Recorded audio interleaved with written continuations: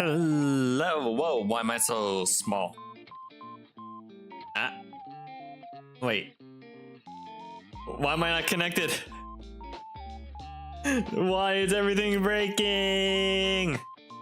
Hi, everyone. Welcome, one and all. It is I, Lita Barnett, the Superstar VTuber, and today we playing games. Or in fact, playing the Siren's Call today. More about escaping Florida. Even though it's turned into a weird, like, psychological, potentially eldritch horror game about escaping Florida. I mean, there's time loops, and then there's something about last time Nether State stole all Florida's oranges. So, whoops. All right, let's get into it, shall we?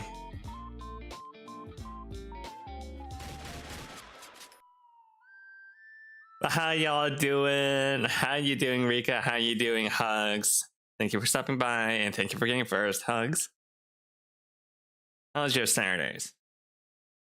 Oh yeah, we also found out last time that poor Andi fell in love with a gay guy.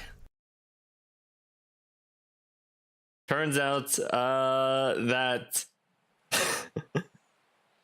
what's finishing touch?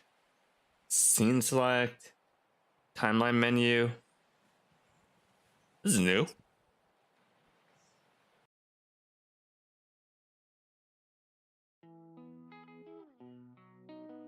Oh, short stories.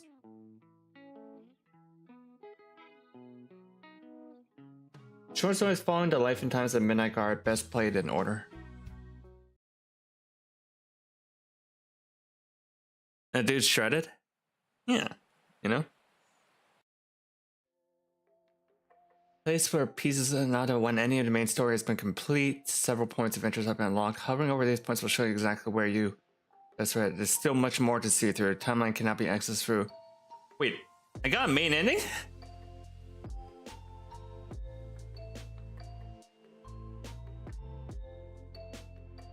I got a main ending last time?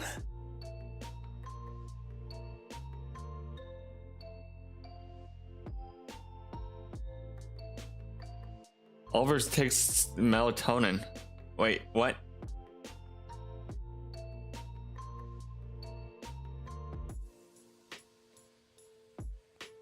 I didn't see any of these. Alright, Oliver agrees at Judith's house and doesn't say a word for weeks. Ashton and Andi and Emil all leave Siren's Call over the course of the next month. Oliver starts writing again, but fails to finish his story. Miss Lawrence gives Oliver melatonin instead of his mother's pills. Oliver takes 2 of his mom's pills and goes to sleep. The final day of Oliver's summer begins. Violet begs Oliver to start speaking again. Oliver lets himself go. Judith confesses to Oliver and assaults him. Oliver lets Ashton go. Oliver's meltdown begins. Oliver lets Andi go. Oliver lets Emil go. Oliver's meltdown reaches peak as extinction burst begins. Judith lets her once take over. Her extinction burst begins.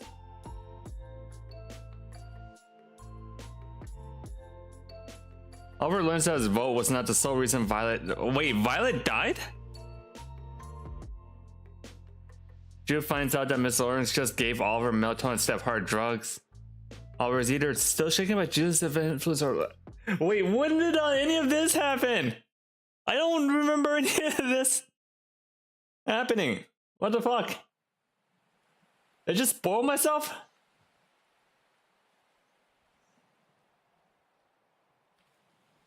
Because alone time with Violet, gallery pictures, journal pages. I think I just spoiled myself a little bit.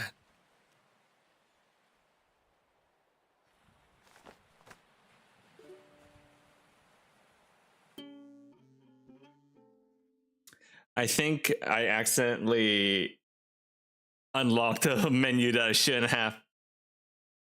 My other friend has found a vice. The stronger kids toss boulders from a riverbank. It doesn't break. He admires their required caution, the parking lot awash and frigid, but doesn't know it's Siren's Call, and so there's on a retirement.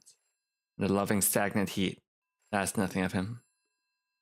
How you doing, Roseanne? How's your Saturday? Category 4. The mill.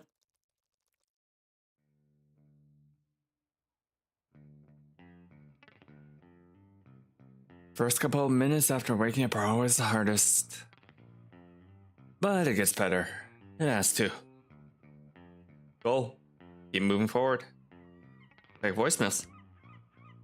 You have one new message. First message. Do you know why I'm calling Oliver? So Violet's not using her phone anymore. What else is she neglecting? Did you talk her out of taking her meds too?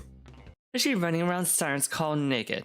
Also, hold on, let me move a bit to the side. Yeah. So you can see the art. I bet you think you know what's best for her, don't you? You think that giving her a little freedom will make her love you, right? Giving people what they want doesn't always work out too well if it gets them killed, kid. So here's how it goes. She wears her helmet. She answers her phone. She takes her meds. And she stays alive. Stop being selfish and do your job. Easy, right? Just do what you're told and you'll both be fine. So do it. Just do it. Fuck. End of message. To delete message, press 9. Violet's essay. It's a draft of an essay Violet sent with her college application. I remember her writing this. She invited me over to help, but all I ended up doing was adding a semicolon or two after she finished. Funny, it doesn't read anything like mine, but there's an honesty there that makes it hard to not root for her. I'll prove everyone wrong by going here. I'll show them that people like me are capable of succeeding. The degree you give me will be the hammer I use to strike down the cynics and the beacon of hope for anyone with epilepsy. Way to work the ignorance, V. Still, you can't argue with results.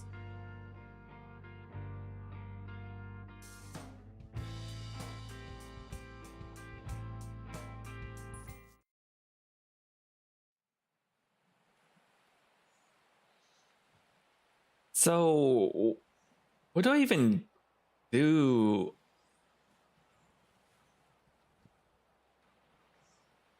Yeah, Siren's call is completely like messed up. Like the library, the high school is just in the ocean now.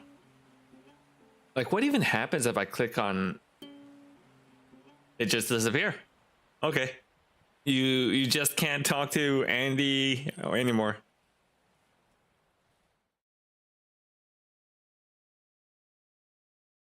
Frustrated.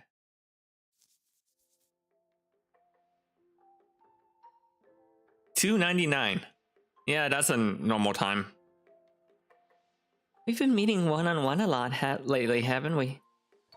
Is it because you like being alone with me so much? Or are group settings really that difficult for you? Quick word of warning for anyone. There are a lot of 2010s words used here. Because the setting is 2010s. Especially with regards to autistic people. So, there's your word of warning. Wait, isn't that something we have written down somewhere? She pulls out a beige envelope with several sheets of paper tucked inside. Let's see. Primary exceptionality. Well, that one's obvious. Secondary exceptionalities include receptive and expressive language issues. Notable behaviors include expressive aggression, obsessive restrictive interest, a sense of inferiority in relation to peers, hyperempathy, and self-isolation. Again, nothing new here. Where the hell is it? I feel like if it's here, it should be on the first page. Ah, here we go. Oliver demonstrates socially acceptable behaviors more when conversing with one person at a time, often emulating traits of theirs he considers desirable. That makes sense. I guess it would be pretty hard to copy more than one person at a time, wouldn't it? Is that why you're always so sweet whenever we're alone together? Is that something you admire about me? You're so precious. What else do we have in here then? Is vulnerable to predatory behavior and manipulation from both adults and their students. It needs to be protected from inappropriate social behavior in all settings. Is particularly vulnerable during transitional activities such as moving from class to class, fire drills, and beep. Fascinating. Well, don't you worry, I'll make sure to hold your hand really tight during all that scary stuff, okay? As long as I'm here, you have nothing to be afraid of.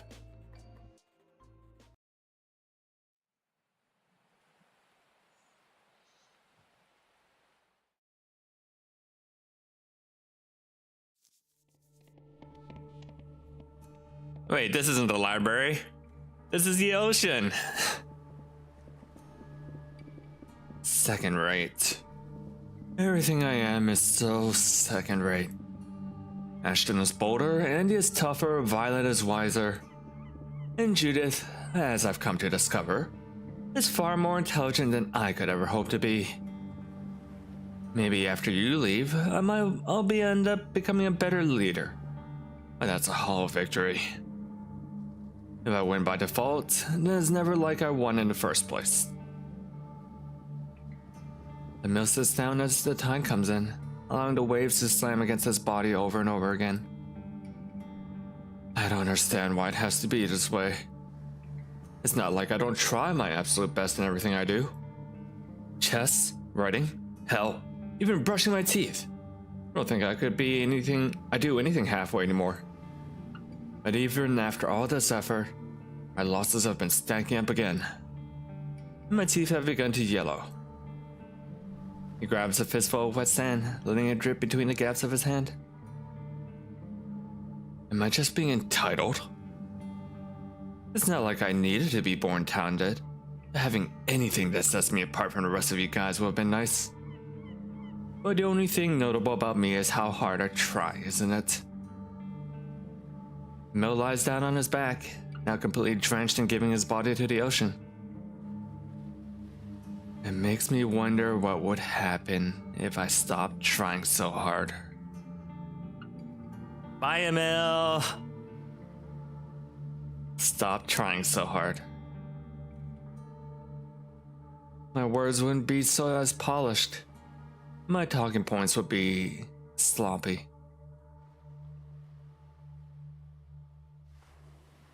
Illusion would be broken and my pathetic mediocrity would be on display for all to see. I'm certain that I need to die before that happens. After all, if I can't become something extraordinary, I need to die while people think highly of me. A technical concession may be my only course of action at this point.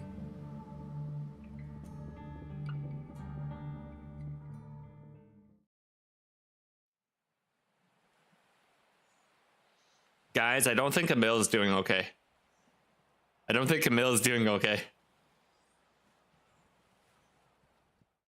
Alright, let's check out the library. See what's going on over here.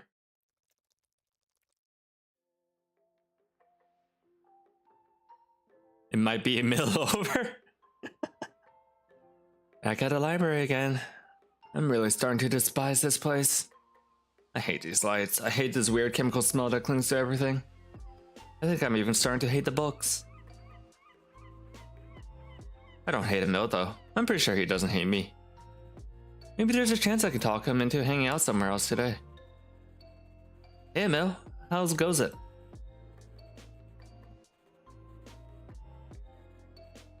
Huh, that's weird. Emil doesn't seem to be reading anything today. No books, no binders filled with complicated notes, no elaborate designs. He's just sitting there like a hospital patient waiting for morphine. Ah, you're here. Excellent. I'm glad you could. You okay, dude? Dude? Am I next? I'm next, aren't I? Oh no, he's self-aware. He's self-aware of the order. That's why you came here, isn't it? I mean, you're the next person I wanted to hang out with. You doing okay, number 2? You seem kinda out of it. No, I'm fine. I've had a lot on my mind lately is all. Shall we discuss,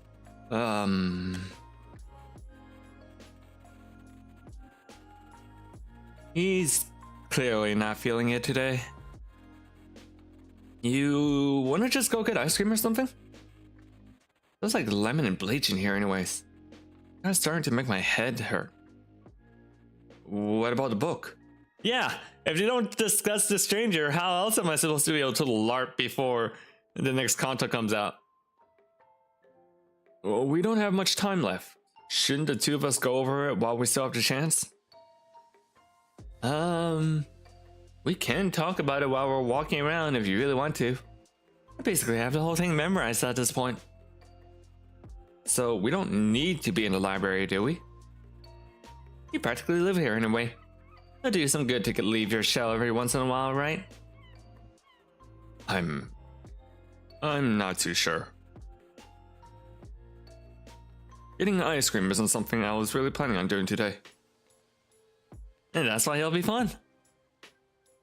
I'll even pay for you, alright? Come on. If Ash were here, you'd be all for it. If that last bit's not gonna get motivated, nothing will.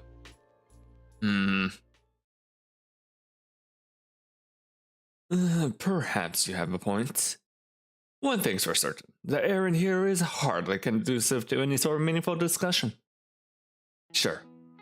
Let's see what the outside world has to offer.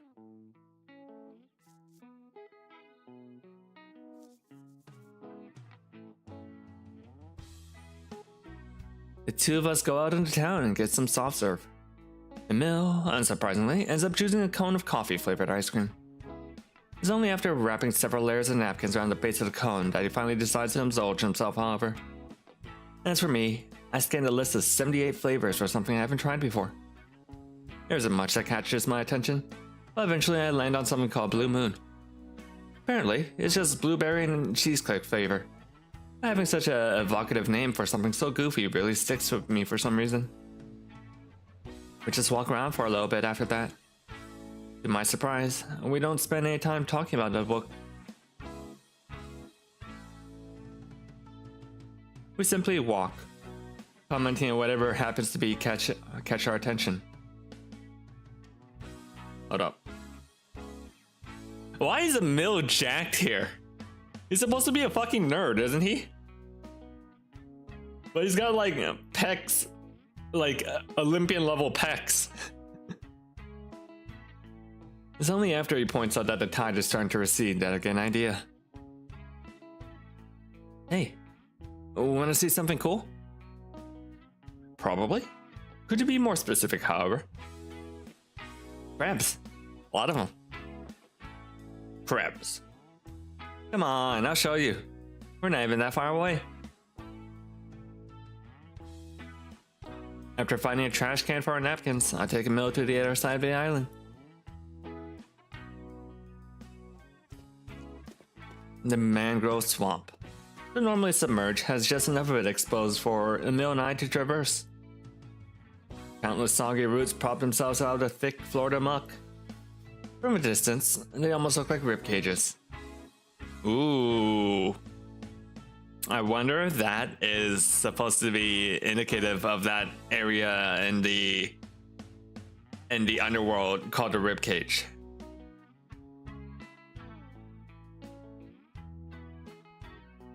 Yeah, protecting the heart of Siren's call. It smells awful back here.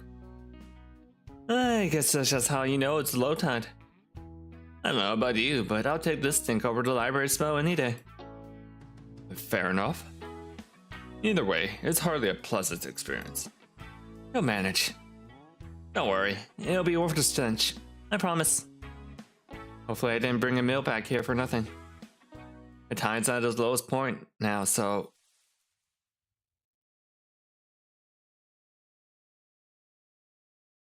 Yep, there it is. You turn a corner and see dozens of little hermit crabs. Sheets and sheets of them gliding over the damp sand like drops of rain, rolling down the side of a car window. Oh my. I know, right?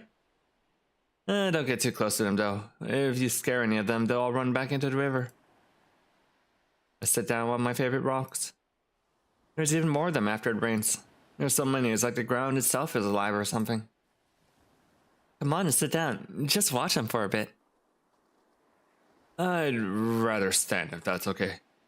Not exactly sure what's been crawling around on those rocks. Gotcha. You watch a hermit crab scurry about? I used to have hermit crabs as a pet. Surprisingly, you would not consider it, considering they're like little crabs, but they're actually quite vocal. Like if you get 2 or 3 of them together in a cage, habitat, they will chirp at each other all night, talking crab gossip. More confused than worried. I don't like knowing why he left. Not knowing why he left. I guess you could say it irks me a little. If there is a reason why he left, then it's my responsibility to figure out what it is. I owe us all that much at least. Not everything needs to have an answer, Emil. I get you probably want something more definitive than that, but sometimes things just kind of happen. Life is chaotic, even if there's personal meaning for you in all of this. If you try to extrapolate a definitive truth from every little detail of every little thing, then you're gonna drive yourself crazy. There you go again, speaking like Violet. Would you prefer I start speaking like you instead? Did you see that crab's ass? Yeah, it was huge. Very huge. That's totally what they were talking about. That's not my point. Oliver, what else am I supposed to do with my time? It's the last day of summer. There's not much left for me to do other than think about what happened. That's not true. You could watch the crabs for a bit instead. They seem fine not knowing what's going on. Of course they're fine. They're crabs. They're simple creatures. They have the right to be simple. So do you, amigo. If you're meant to figure it out, you'll figure it out.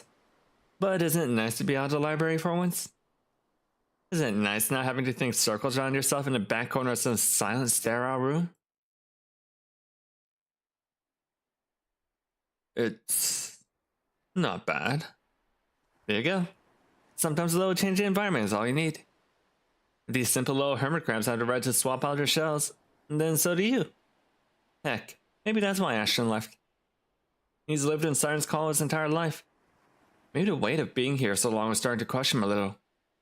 That's good enough for you? Like a hermit crab, huh? Even so, I can hardly support something so selfish. You should have said, selfish. I'm being serious, Oliver. Well, stop that. I'm 6'7"ing on you, dude. You can't be serious while people are 6'7"ing. I didn't drag you out of your shell to watch you act all serious. Is that so? Then why did you bring me out here? I don't know. Probably just because it was different. That cool with you? It's not a bad reason, I suppose. Different can be good. But sometimes different is just different.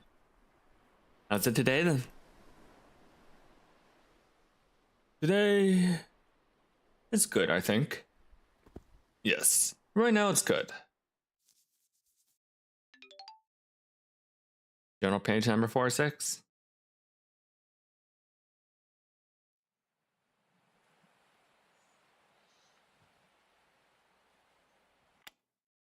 All right. Let's go check on Judith. This might be a terrible idea. I had another dream about Judith last night. I was back in Portland, and the world was flush with life. And Judith was there with me, as radiant and holy as heaven itself. Yeah, I noticed that a mill called Judith heaven divine last time. So I think a mill might have a bit of a crush on Judith, which is unfortunate considering who she likes instead. We ate sushi outside, watching the cruise ships as they came to a port. Every now and then, she would turn her head away from me and look at the ocean. But even that in itself was a gift. Gave me time to just look at her. To revel in how blessed I was to finally be with her like this. After lunch, she brought me a pillow shaped like a California roll and walked me to our hotel. She said she knew how to get there from where we were, but Judith's never been to Portland. She's never been outside of Florida. That goes for you as well, correct? It just didn't make enough sense. The lack of reason, it was ultimately killed the dream. I look over my pillows, saw there's no California roll, and cried until morning. It was a simple dream. The kind that's always so painful to wake up from. But even simple dreams are not sustainable domain for the logical man. At the end of the day, they're just fiction. Even in that flush, pristine world, this brain of mine will always find its way to betray me. Because even there, even in my own head, I cannot allow myself to be first. It's simply not reality.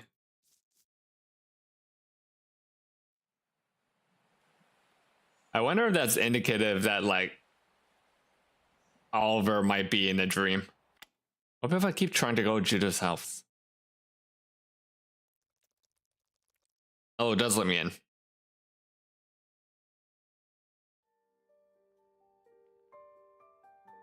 Alright. Let's check some journal entries. Already got that one.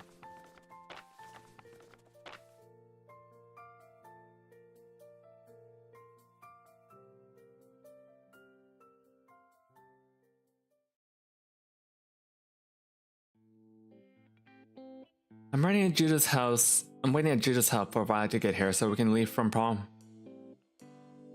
Or leave for prom. Not gonna lie, everyone looks really classy, even Ash and Andy. Emil finally got a chain for his pocket watch, it seems. The top of his is probably overboard though. But I don't really think I'm one to talk. Judith, of course, looks like royalty, but that's to be expected. Not gonna lie, it almost feels like we're gonna steal jewelry at a really fancy party or something.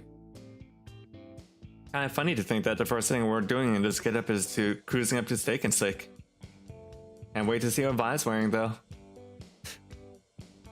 Again, what did they serve at Steak and Steak? It's just steak. No shack, or no shake and shack. Shake and steak. Honestly, I think I'm looking forward to that more than anything else. Well, I don't have any problem completing the second item on Miss Lawrence's list. I think I'll stop writing for a bit now and just enjoy myself.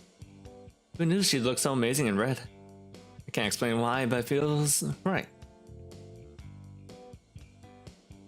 Oh, the prom itself is hilariously terrible. Holy shit, I forgot how bad music can be. It's a little weird that Oliver is at prom and he's writing in his notebook. I don't think I ever had a friend who's like, no. Now that I think about it, I did have one friend who was constantly carrying a notebook about. I guess that's what he was doing, like just writing his observations. We're all pretty much the same camp here too. Juve just has to make a few announcements, prom king / queen, etc. And then we agreed to get the heck out of here. Might not be all bad though. Judith found herself a chocolate fountain and started running plate after plate of food back to us. I think Ash ate like 5 chocolate dipped marshmallows. Correction, it was 7. And Andy laughed so hard at one of the songs that punch started dripping off her nose.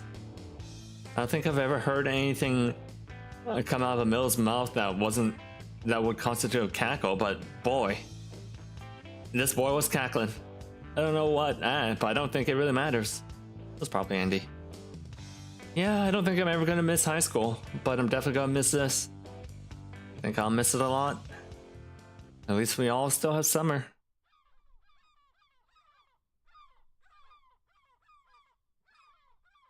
Yeah, you know, sometimes when the guy in the friend group is like tapping away at his phone, he's probably posting on Twitter or something.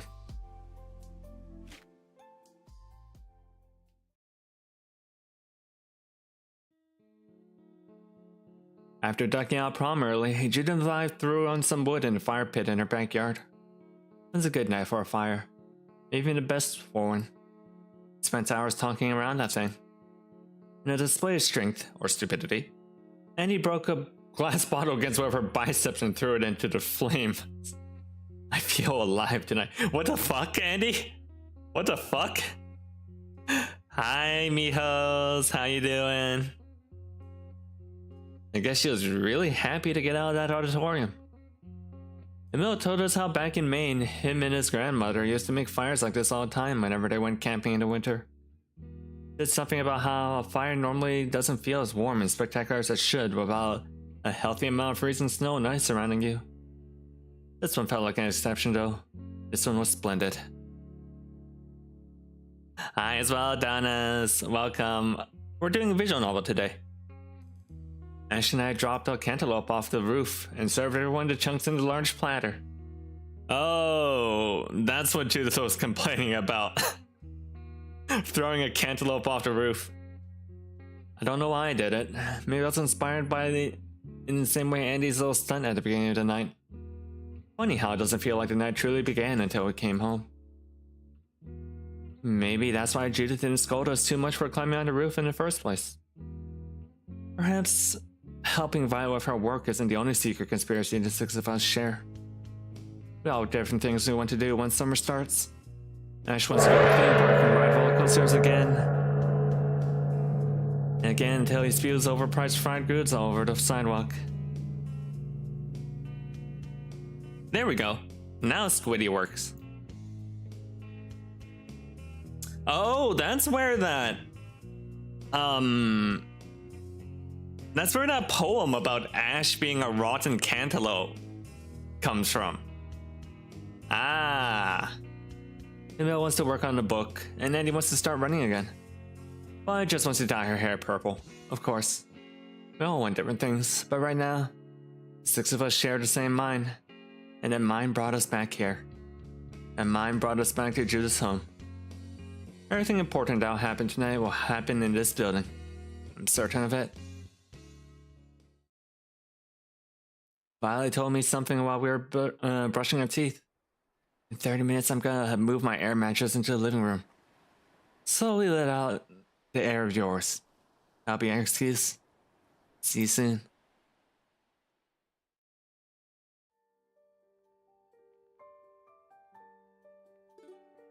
To share a mattress, huh?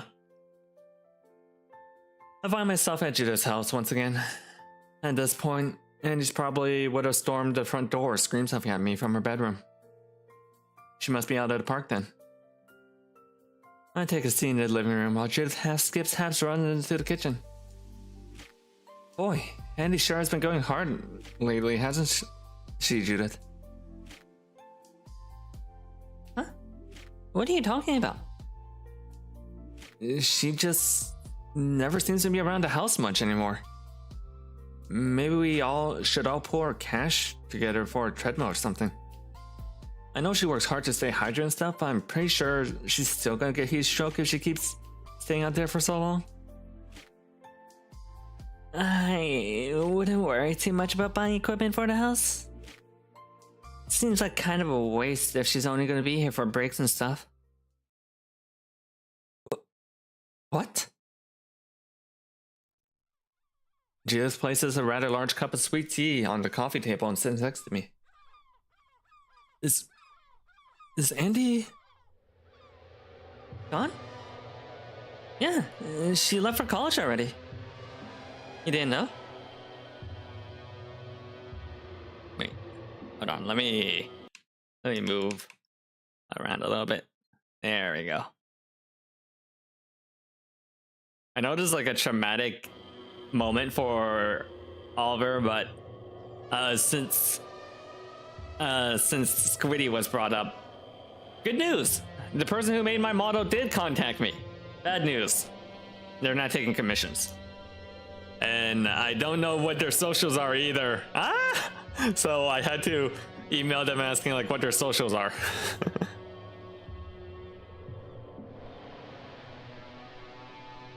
What? Why didn't you tell me that? Because I thought it was obvious? Wait, did you really not know she was leaving? How weird. Of course she's gone, Oliver.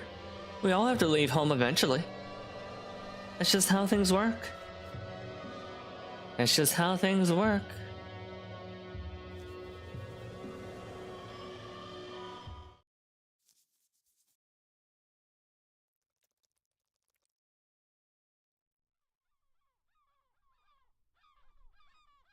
I somehow find myself at Judith's house. No, that's wrong. Judith and I are the only ones here. No siblings, no friends, no parents. Only us. We're all that's left. Boy, Judith, you sure do seem, what's the word? Cheery. Pleased as punch, happy as a clam in heat. I've never heard that last one. Is that a real saying? Happy as a clam in heat? Or clams known to go into heat? Happy as a clam in heat. I've heard happy as a clam in high water, not in heat. Sure, all of the above. Astute observations is always good, sir. Is sweet tea good to drink? We still have some left over from last time. Judith places a rather large cup of sweet tea on the coffee table and sits next to me. Judith, are you sure you're doing okay? Huh? Yeah, of course. I've got 2 hours alone with my favorite person in the whole world. Why wouldn't I be okay? This has to be a joke. No, that's too cruel. Judith wouldn't play something like that. It's not for laughs. But maybe it's the kind of thing she'll only be comfortable talking about if I bring it up first. Oh, I get it. You're referring to my sister, right? How? I mean, yeah. But yeah, if there's anything you want to talk about, we can do that. Huh? I don't understand. What is there you want me to talk about? Alright. Maybe there's some sort of test. It has to be, right? I mean, Andi's gone now. She's not in Siren's call. You don't live with her anymore. That's gotta be weird, right? Surely that's not something easy for you to adjust to. Alright. Nah, it's fine. You need a spoon to stir up sugar in your tea, by the way. It tends to sink to the bottom if you don't actually do anything about it, you know? Disgusting. Disgusting sensation glides above the membrane of my skin, as if my pores were being baptized by a bucket of worms. I suppress my urge to vomit. Why? I don't get it. Why are you talking about that right now? Your sister is gone, Judith. How the hell are you okay with that? She's gone. Everyone's gone. So? They'll be fine. And Andi's a big girl. It's not like she needs me taking care of her anymore. None of us need each other anymore. Can't you see that? And besides, her leaving town is in the past. So why even focus on it? Let's just enjoy ourselves while we can and forget all about what is done. It is done after all. I can't read her. Why can't I read her? Is this something she's doing intentionally? Or does she really not care? No, there's no way she's indifferent about Andi leaving. How would that even be possible? Oh dear.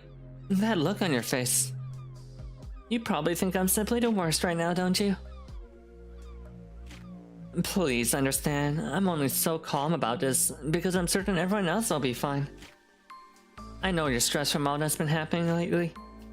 It can't be easy being the center of everything like this. Then... stop focusing on me so much. I don't think it's int. This is more like a wisdom check. This is more wisdom than int. Please, you don't need to keep spoiling me like this, Judy. If something is legitimately bothering you, then it's my job as your friend to hear you out. And it's my job to watch out for you, Olive Oil. Why is she using Violet's pet name? It's always been, and lately I've been doing a terrible job at it. You've been so incredibly stressed, it's simply miserable to watch. So what good from me will come, so what good will come from me focusing on people who aren't even here?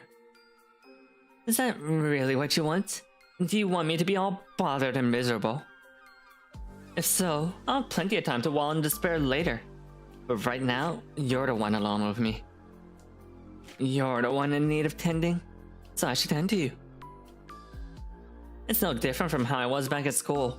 Whichever one of us is in most danger should get the most attention.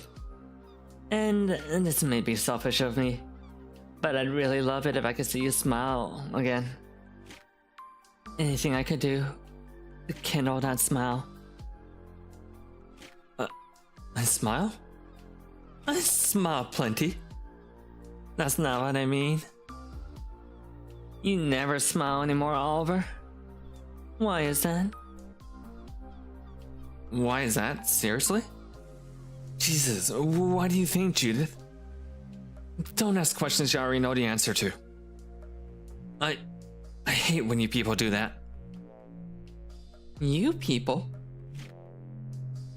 Yeah, it's dishonest. It's not real. Incredible. Well, forgive me for not being part of the special brains club like you and Violet are. But it's been my job since day one to make sure that brain of yours keeps functioning. I won't let you toss it to an early grave. An early grave, huh? You know, even that seems loads better than being a murderer. That would be a blessing compared to what I... Shut up. I won't let you talk about yourself like that. Hate me all you like. But I refuse to let that fetid bitch drag you down to her level. Judith grips her chest in shock. Oh no. Olive Oil, I'm so sorry. I need to go. Wait, please. No, I'm going. And don't call me Olive Oil. It's wrong. It's just wrong. What? No, that's not fair. That's mine. I said it first. I knew you first. I knew you first. I'll see you soon. Stop it. I collapse on the porch and cover my ears. Is this my fault? This isn't my fault. It's not my fault that Judith doesn't have any self-respect. It's not my fault. It's not what I want. That's not what I want. I think I need to start going through the journals. I think shit's been happening and don't know the context of which. Is she evil? Maybe. It's kind of hard to explain. I don't think she's malicious. She might be evil. if you understand the distinction.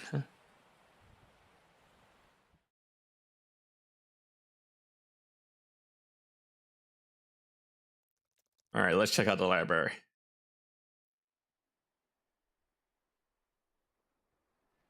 Actually, let's head up to journal entries.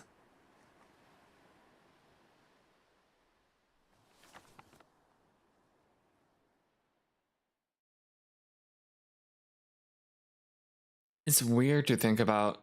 The next sentence I'm gonna write will be the last sentence I write as a version. An interplanetary peanut butter salesman. What? Oh, they fucking. Oh, they fucking.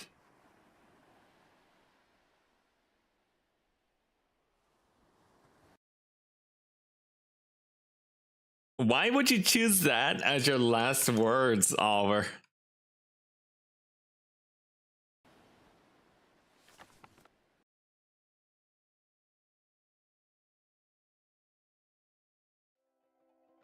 You both fall asleep the second we hit the bed. Morning now. Judith made everyone eggs. I say there's no God, but after waking up to Violet holding my hand, I wake up to Violet holding my hand, so God gets a pass for today. I think I need a shower though. And Violet asked me if I wanted to go over to her house after today. The dress she wore to prom last night was just one of many apparently. And she was wondering if I wanted to see the other ones. Maybe have some afternoon tea. I'm pretty tired from yesterday, but I say yes anyways. I don't even know if I like tea. Wonder what kind she drinks.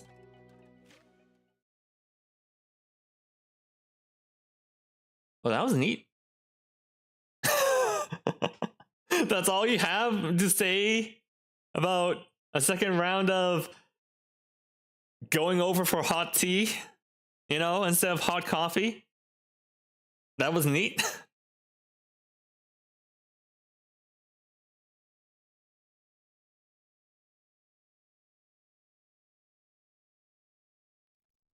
It's 11 a.m.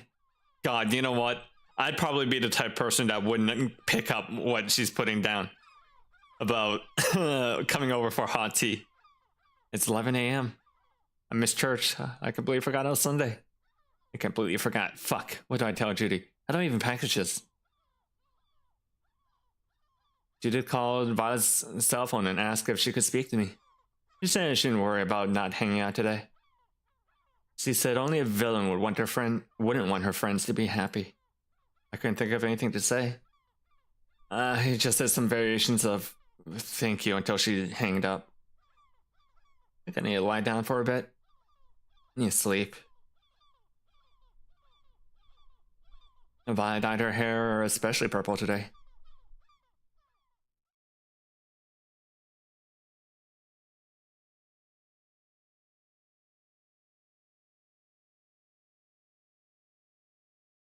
Blood and grit, his element.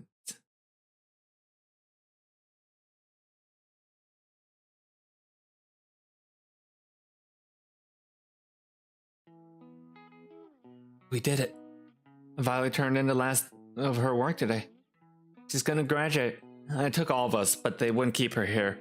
It took all of us, but they won't keep her here for another year. Sorry about your football money, dickhead. Now Violet can do whatever she likes. Now she's free. Miss Lawrence didn't drop us off at school today. Instead, she took all of us to the beach, eating Judith.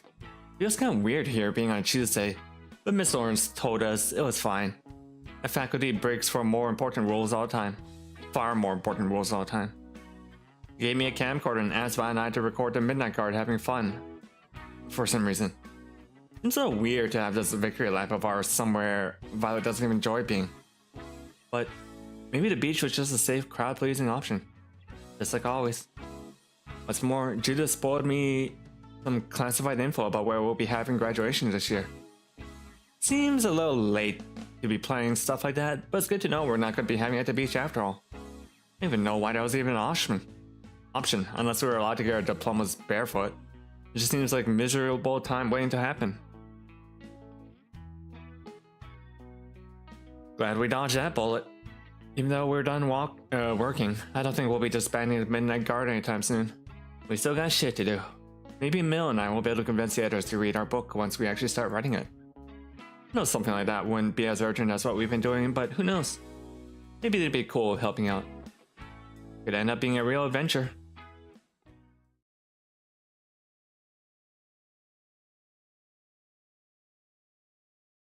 The hint for you was the dresses, because why would someone buy multiple prom dresses?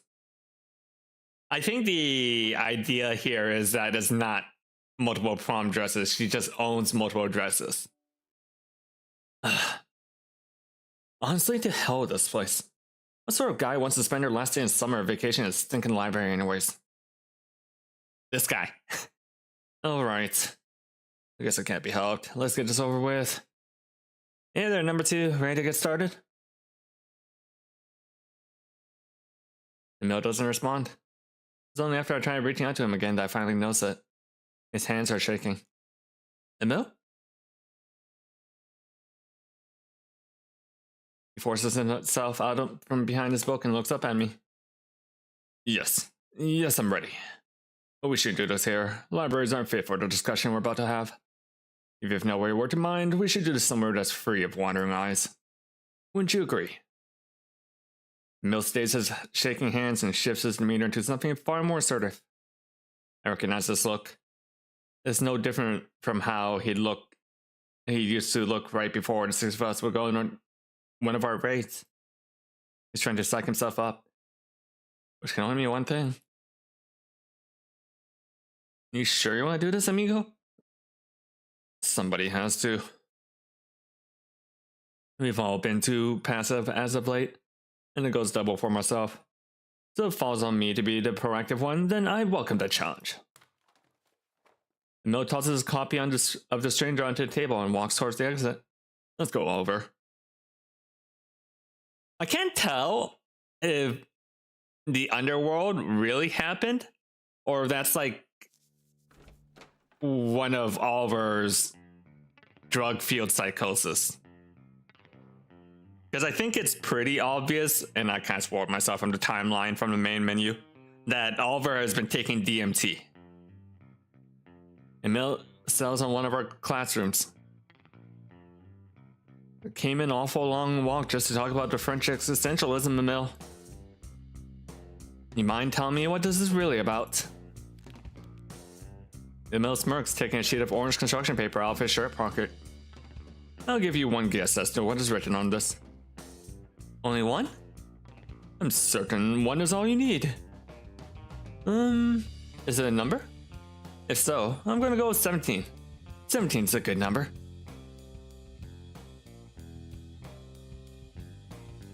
Emil remains unmoved.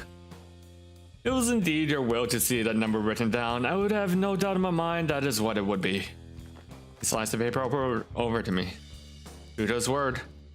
The contents of the note are no real surprise. We may not have always seen eye to eye, but Andi was still my friend. She quite literally helped me become more than the sum of my parts. She challenged me. I appreciate her for that. I owe her for that. Even if I can't make sense of why they left us, that doesn't mean I'm not going to try. So tell me, Oliver, why are they all following your lead all of a sudden? Now that Violet can't go with you, what reason is there for you to leave? Why are you going to college, Oliver? So if you can provide a compelling enough defense for your actions, then I'll concede this challenge to you. But if you cannot substantiate your decisions to any meaningful way, then you have no choice but to admit that what you're doing is illogical. So that's why we're here. He's getting right to the point then, isn't he? Making the first move like this, he's not acting like himself. He's acting the way Ashton and Andi would during a fight. He's emulating them. I hand a note back to my friend. I'm impressed, Emil. You're normally not this aggressive. Well, as I like to say, to win, you must attack. So I'm your enemy then? No, you're my friend, Oliver. And like any friend worth their salt, I'm going to do whatever it takes to stop you from doing something stupid. If you're not going to bother fighting for your soul, then I'll fight on your behalf. He's really serious about this then. Sure, He's not forcing me to participate in this or anything. Hell, if I wanted to, I could just get up and leave. Even if Emil is my friend, I don't owe him any sort of justification for my lifestyle choices.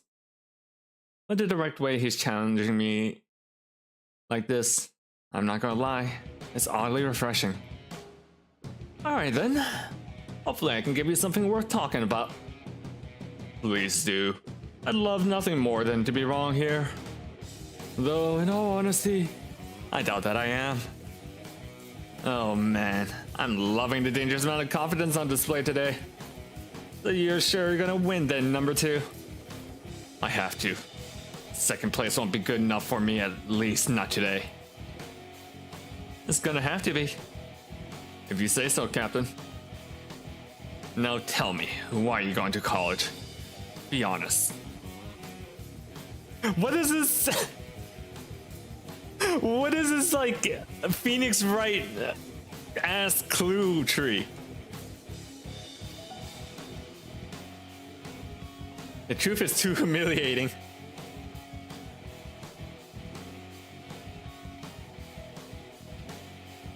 I'm curious to see what it's like. Mostly curious, I guess. College has been hyped up as a really big thing for most of my life. I want to see what it's like. Really? I'm fairly certain you have an accurate idea how it's going to be already. The whole P of college is basically high school, but with less supervision. You're being reductive. Hardly.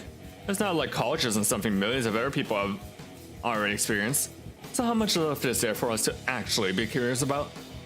Maybe the food tastes different? Or maybe the classes are more challenging or something?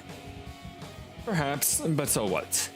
Once that honeymoon period is over and your base assumptions are proven correct, you can't just leave. I mean, you can. Freshman dropout rates are more than enough to prove that. But do you really want to set yourself up for that kind of failure?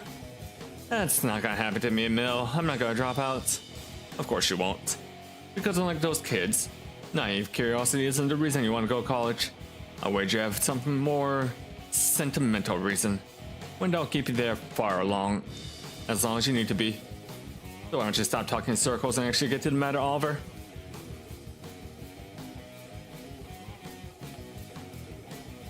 Want to continue my education? Isn't it a good enough reason that I simply want to continue my education? Surely you of all people can recognize the value in that. Of course, I never knew you were such an avid scholar though. Tell me, what sort of things do you want to study once you get to Asheville? Where do your passions lie? Creative writing. Creative writing. That's kind of a broad term. I want to get better at writing poetry, I guess. It's something I found pretty useful, and they have an amazing creative writing program up in Asheville. Let's see. Would you be able to commit yourself to something that nebulous, though? After all, you weren't able to finish that book we were collaborating on. Even after I laid down all the groundwork for you. And besides, it's not like a degree in creative writing is particularly valuable. I know for a fact that most novelists end up failing to provide for themselves in the long run, and end up working dead-end jobs as a result. Ooh, biting. I can't even imagine how much worse it's gonna be for a poet. It's not like it's all about the money, Emil. Oh, money isn't a factor. Then let's follow that trail of breadcrumbs for a bit. What could be a reason for studying something so insular?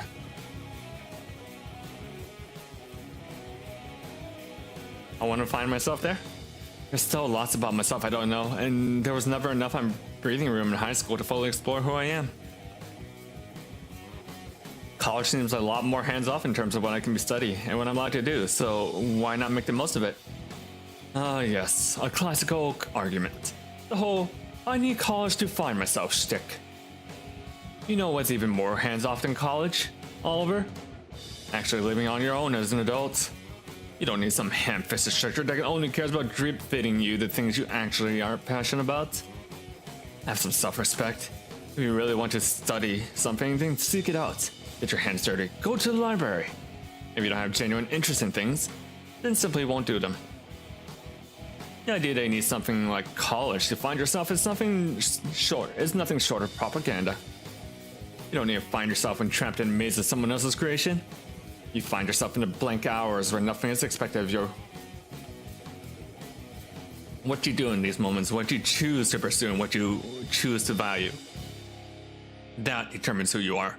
You don't need college for all that. All you need is time. So why give your precious time away to some heartless institution when you can have almost all of it to yourself? Elaborate or abandon? I'm kind of curious what whole Oliver is willing to dig into himself.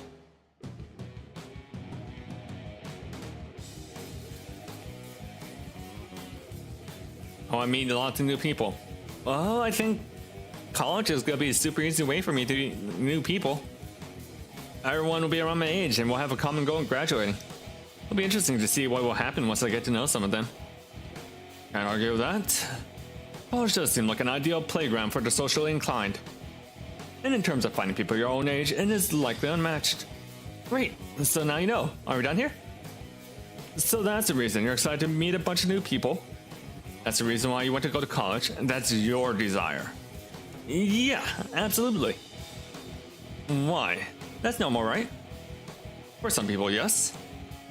But you really get scared around new people, don't you, Oliver? What? Before any of us became friends starting junior year, Judith was your only real friend, correct? And before her, there was nobody. You're completely alone. So what? So what if I was alone? What does that have to do with anything? People in my classes don't like me a whole lot, but it wasn't my fault. That's not true either. The other kids thought you were fine enough, but you avoided interacting with anyone you didn't know. You did that because any social situations you can't predict sends you into a panic. That's why you spend so much time obsessing over the perfect thing to say. If you can't narrow down your responses to only select few choices, then there's nothing to be afraid of. Oh, if you can. But how are you supposed to do that with someone you just met? And on your first try, no less. It's impossible. Not for a normal person, of course, but that's moot. Because there's nothing normal about you, Oliver. But your parents are normal, and they'd love nothing more for you than to meet a bunch of new people. Imagine how proud they're going to be once they find out you shut up with your speech therapist's daughter. Finally, a normal relationship for their incompetent son. Never would have happened without Judith holding your hand the entire time, though. Tell me, how did you and her meet again? Was her friendship something you managed to capture on your own? Why are you saying this? Why are you being so crappy right now? I'm not saying anything you aren't thinking yourself. Now say it. How did you and Judith meet? I am actually curious about this. Say it. It doesn't matter how we met. She's my best friend. Say it, Oliver. Our parents put us in a choir together. They didn't like me staying in the room all the time, so somebody in their support group told them to try moving me out of my comfort zone. Judith and I went to the same church. She was forced by her parents to join too, apparently. She says they asked her to watch over me. What does that matter? Why does any of that even matter? Because college is indeed a playground for the young Oliver. That only matters if you're interested in playing around with someone new. And you had Judith with you forever, like an old pillow. Is that really your heart's desire to abandon a reliable friend like her in favor of such a ridiculous gamble? Or is it simply something your parents want? I want it. You're wrong. I want to meet new people. I don't need anybody's help to do that. I can do it on my own. You don't believe the words you're saying? If you don't believe yourself, then there's no way you're going to end up convincing anyone. I'm sorry, but that's just how this works. Alright. This is the real reason. That's it, isn't it? It's the only possible answer. Everything else, they're all just things I've been told by other people. They're the things a normal person would say in the situation, the things I tell other people when they ask me about my plans for the future. I do want to go to college, though. I really do. However... Okay, you win a mill. I know this probably makes me sound like an idiot, but I don't know the exact reason why I want to go to college. But it doesn't matter, because I know for certain college is the place I want to be. And that's not something any of you can change. I try my best to be assertive with the last bit. He probably thinks I'm a fool for saying something so willfully ignorant. But with any luck, I'll be able to discourage him from trying to start up an air debate. A second or two of cold, cool silence before Mill finally speaks. You're a good man, Oliver. May have taken a bit, but you got there. I simply loathe having to play such an antagonistic role. It was worth having you hear it eventually. You were finally able to table your pride in the name of truth, if it means losing. And that's a good sign. A really good sign, even. He's congratulating me. Why is he congratulating me? Is this pity? It doesn't feel like pity. You knew the whole time, didn't you? You were testing me. Naturally. I've known you for a long while. It was clear that outside of tagging along with Violet, you had no idea why you wanted to go to college. If I simply told you this, it would have been easy enough to dismiss me.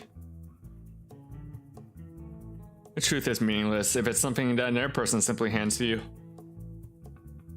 But if you were made to say it out loud, to say it yourself, then only then does it have a chance to become the truth. So you manipulated me. I have a dick move, Emil, not gonna lie. I'm sorry, Oliver, but it's the only option I had. The truth is that college is a fine choice for lots of people, and for all I know, it could do wonders for you. But you're not even aware of why you want to go there. Doesn't that still seem like a bit of an issue? These insinuations are beginning to make my blood boil. I'm so sick of this crap. I'm so sick of being manipulated. Who cares, Emil?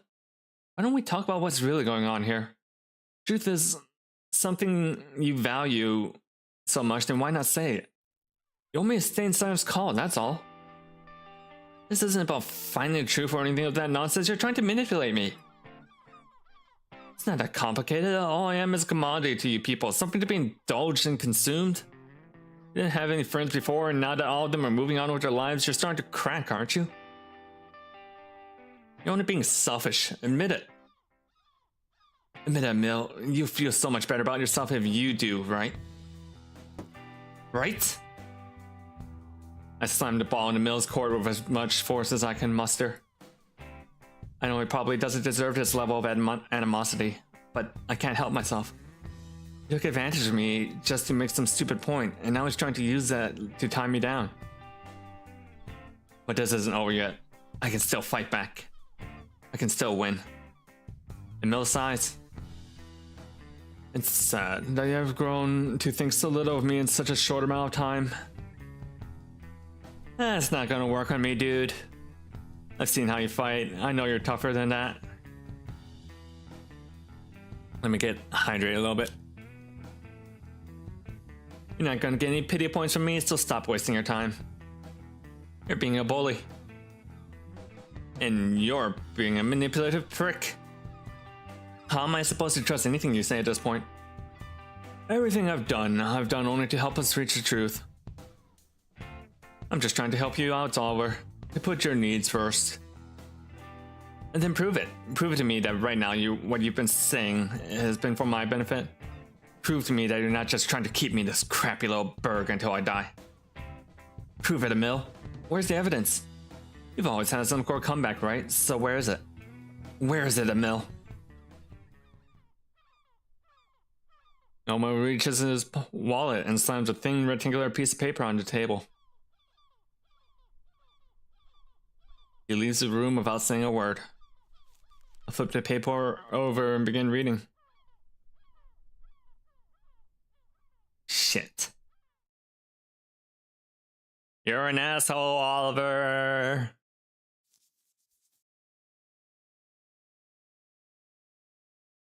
After scouring the school for a few minutes, I'm able to locate Emil, resting against the glossy door of locker 714.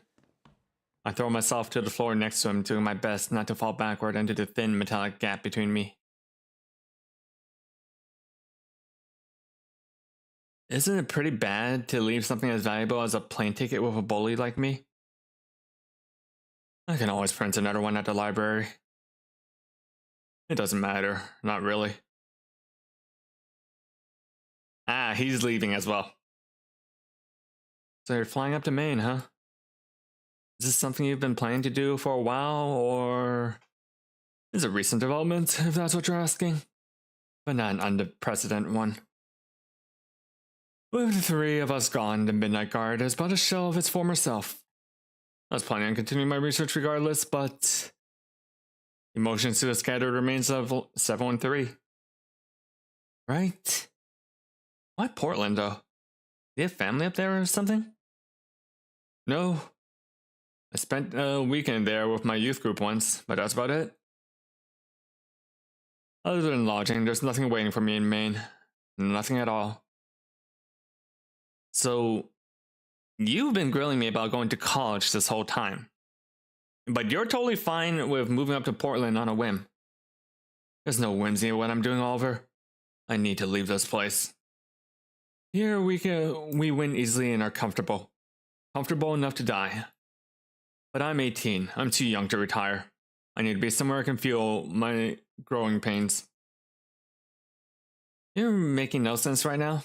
If living in Siren's Call is easy, then why would you shoot yourself in the foot by going somewhere else? You've never been one to turn away from an easy win, amigo. Losing has its benefits. I've come to realize that losing may feel bad in a moment, but nothing mirrors death more than comfort of being undefeated. Remember last year when we learned about the Puer Eternitus? I remember it being on those flashcards you and Judith made. After that, I guess it kind of slipped out of my head. Did it now? Regardless, it's an alarming concept. The basic idea is that if your life as a child never ends up dying, it will eventually consume you.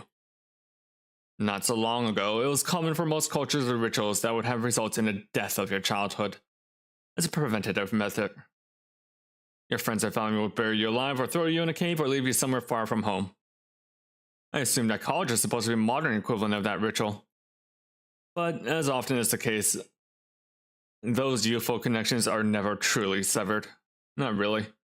Because the ritual college isn't meaningful enough. Your brain never matures. You stay young and dependent forever. Because those who love you never fully let go. Oh, we must let go. We must lose something. It's the only way that we can become who we're meant to be. It's the only way? It's the only way that I know of.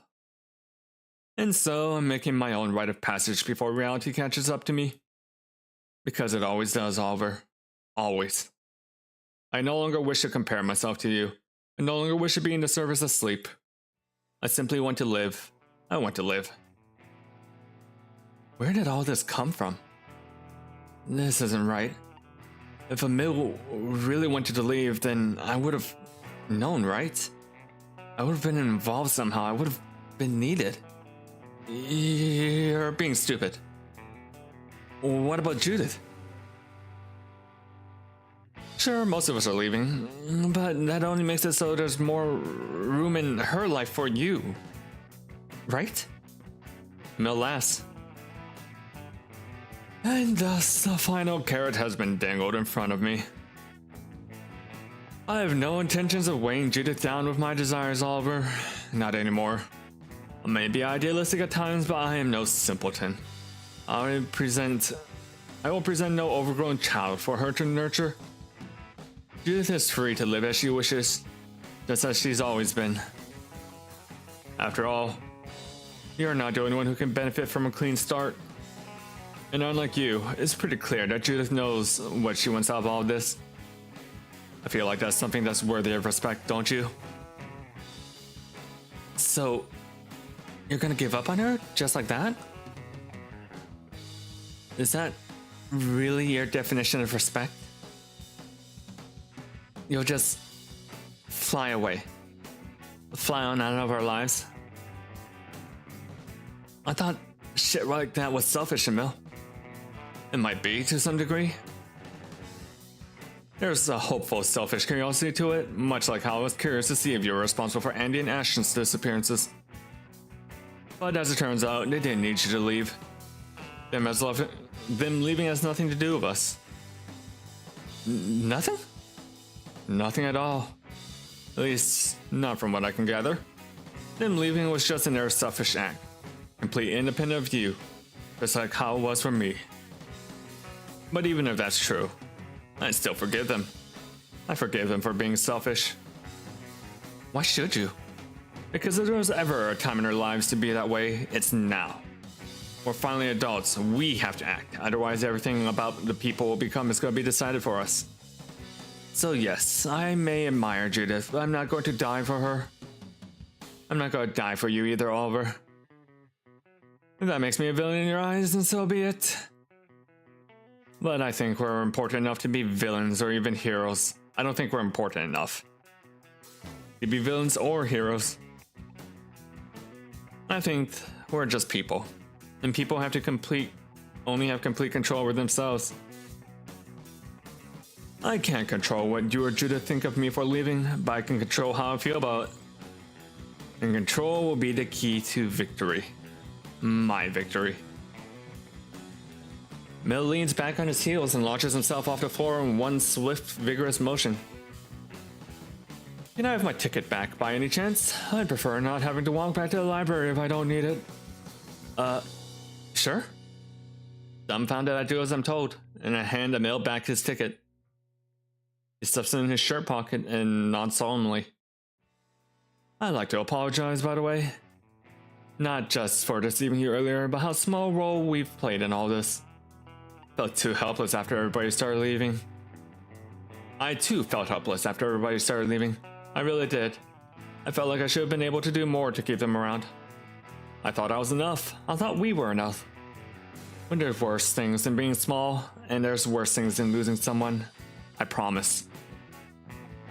Yeah, well, if you're really sorry, then be real with me. What other times have you lied, Emil? You are research guys, you know. You knew more than science than any of us. So tell me, did you ever lie about them? Did you ever lie about the underworld? If you're really leaving for good, you shouldn't have any problem telling me that, right? Emil closes his eyes and lets out a long, heavy sigh. Alright, that's fair enough. No, I've never lied to you about the science or the underworld. Everything I've written about on those creatures is a one-to-one representation of how they were meant to work. But you should ask yourself this. What does a siren look like? Huh? What are you talking about? What does a siren look like, Oliver? I want you to tell me. After that, you never have to speak again if you don't want me to. But please, as your friend, in your own words, what does a siren look like? They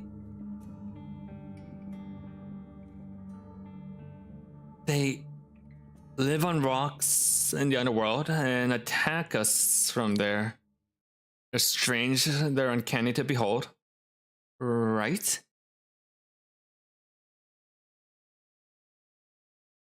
Emil puts his hand on my shoulder. I see, so that's where we're at. Don't worry, Oliver, you shouldn't worry. You may be small, but you aren't powerless. You have all the skills you need to win your life back. You're not Mersal, you're not Raymond, you're not the people you read about. Emil moves past me and begins walking down the hall. Interesting. And I may not want to be anything like you, but that doesn't matter. I'm not rooting for you. I'm still rooting for you, remember that. And just like that, Emil leaves me behind in the hallway. He leaves. He didn't need my help. None of them did. I wasn't needed at all. I never was. They'll get plenty far too. They all will. Leave. They'll all be leaving soon enough. But then where does that leave me?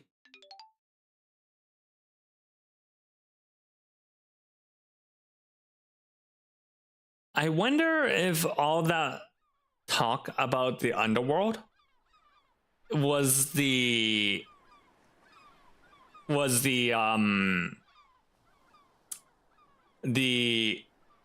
was it? The book that they were working together. The book that they were that Oliver and Emil were supposed to be working together.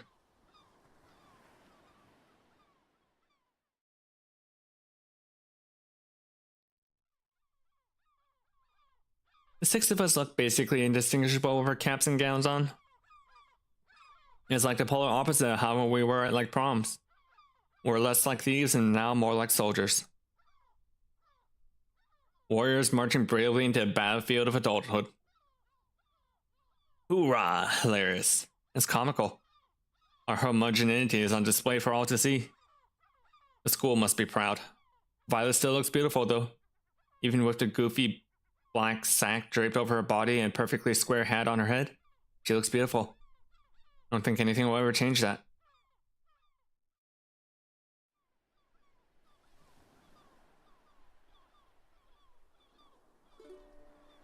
I'm so freaking tired after that. Passing by Vi's house on the way to the beach reminded me I could just sleep. I don't think anyone would begrudge me for sleeping at this point. And it would become so easy, like gravity forcing cool water down a dry, cracked throat. Like laying back on my back drifting out to sea.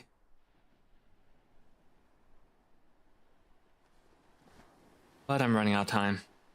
I can't sleep away my chances to do this right. Hey there, love pup. How's it going? Hold that thought, okay? I'm almost done here. Wait, really? You're done with the painting? Yes. Give me a couple more minutes and I'm all yours. Really, I really need to make sure I don't mess this up though. Alright? Got it. I sit down next to Violet in the sand and do my best not to be a distraction. The look of concentration of her face is absolutely commanding. It's as if nothing else in the world exists for her. There's only her goal and the will to see it through. I love her when she's like this. Normally it feels like the whole world has the heart beat of its eyes turned to me, but Violet only looks at what she needs to. I could honestly do this forever, simply admiring her focus, the way her hands move with such deliberation and purpose. But I'm not allowed to, am I? She's in the end game now. There won't be much left for us after this. And after she's gone, after she's done doing what she needs to. Okay, I'm calling it. I think we're done here. I don't think it's gonna get much better than this, unfortunately. But it's out of brain and onto the campus, so that's what matters.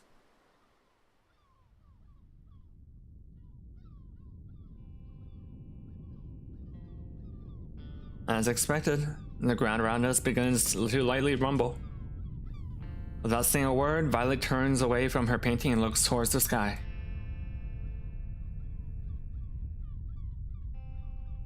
Her expression is heartrending, but restful, the face of a true artist. My numb fingers reach out for her and slide down the shallow canals of her palms. I expect the skin to be warmer here, warm from use and purpose. But it's cold, like the bottom of the ocean, like the bed of a wet sand. So I watch the rocket go. We watch until it's pushed from our vision. Humans sure are lucky, aren't they? Fish gotta live in the water, crabs have to live in the sand. But people? People can just go wherever they like. It doesn't matter if it's hard or dangerous or entirely pointless. If our species wants to go somewhere badly enough, then it's inevitable. Rockets prove that. Only human beings would be wistful enough to come up with such an insane concept. They're the ultimate symbols of our ambition and curiosity. You're lucky to be a part of such a blessed group, Oliver. Even if things are tough right now, you're still very lucky.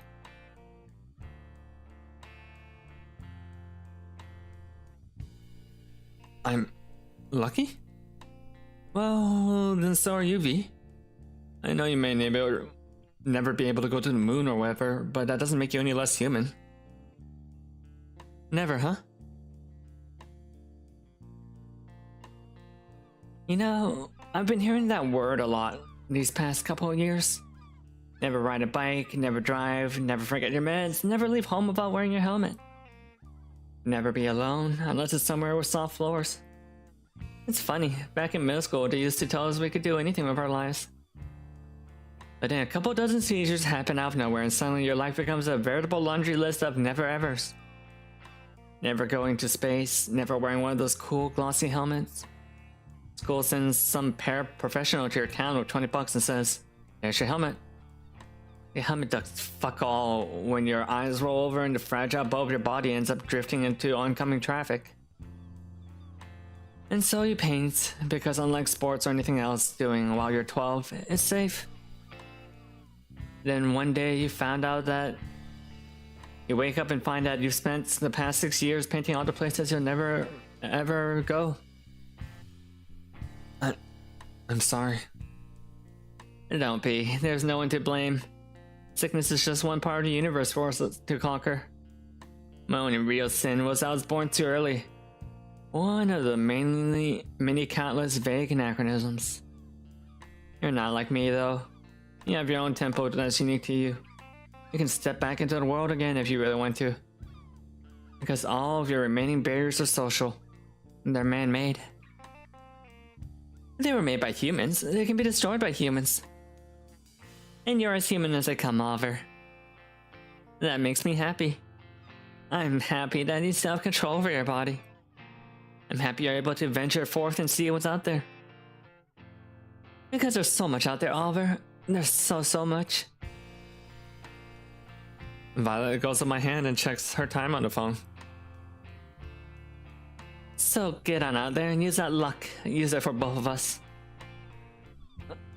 For both of us? Wait, what does that mean? Stop it. Stop what? Stop talking like this is possible for you to still come with me. This is it, isn't it? This might be my chance. This might be my last chance to keep her in my life. I know you weren't able to graduate, but does that really matter? We don't need to be dating. You're my friend. I'll protect you. Oh, Oliver. You can still stay in my room while I'm in class. No one will even have to know. There's lots you can get away with when no one's looking. That's why you never told anyone you were at the beach, right? You just walking over here while we're still asleep. Even though it's dangerous. That's it, right? Yeah, it is. See, you're no stranger to being impulsive. You love the beach. You adore the beach. That's where you run to. So, just run a little further, Violet. Run away with me? Please? Just do what you want. That's all that really matters when you could die at any moment, right?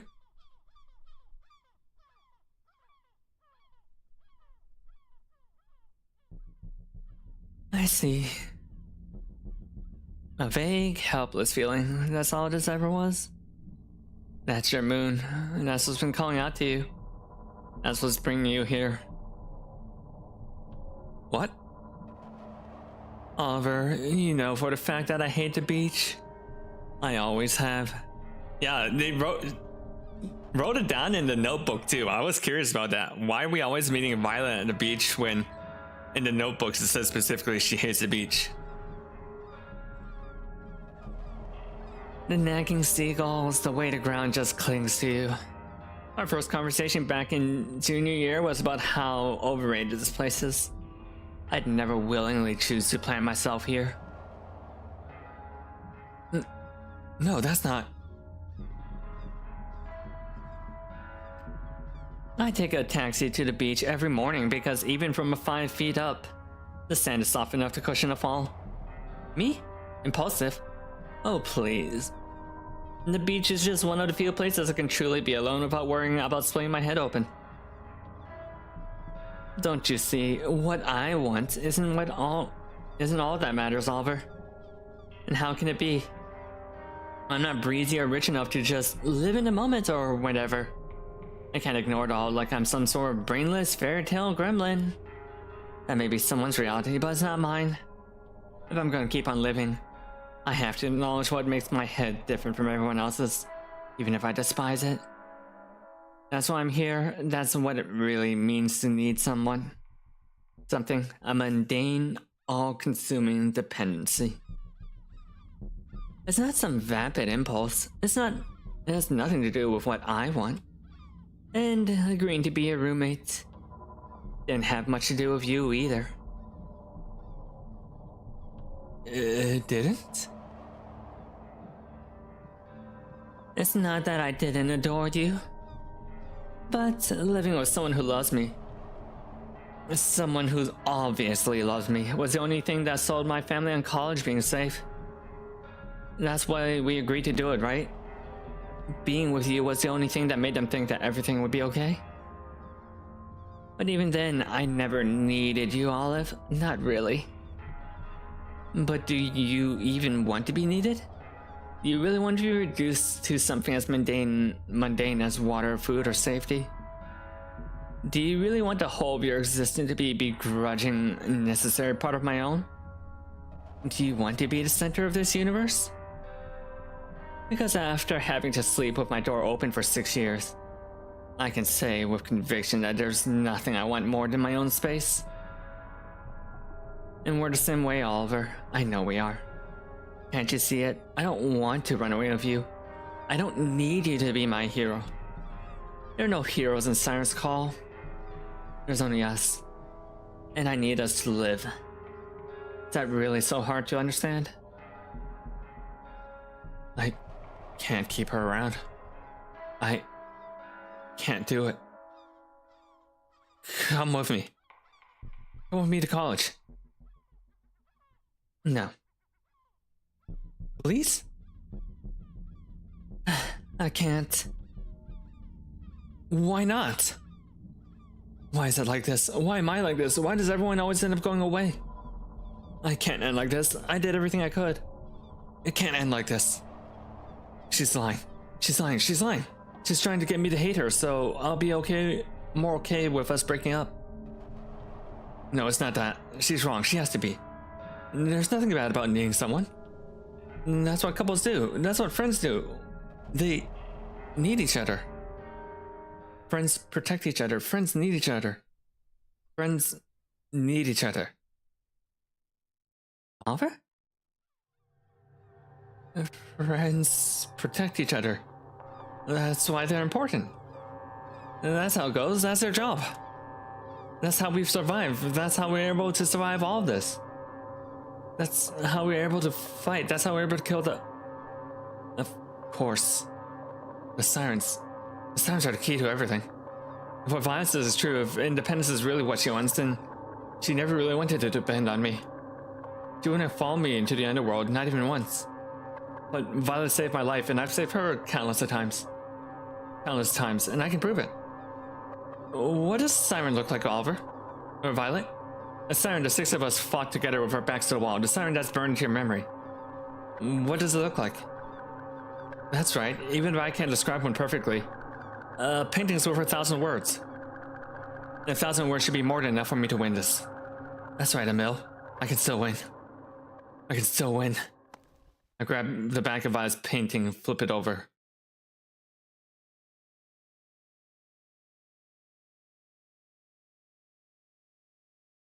And see a completely blank canvas. The Sirens? They live on rocks in the underworld and attack us from there. They're strange, they're uncanny to behold. Is that what you were going for, Oliver? If so, did I do a good job?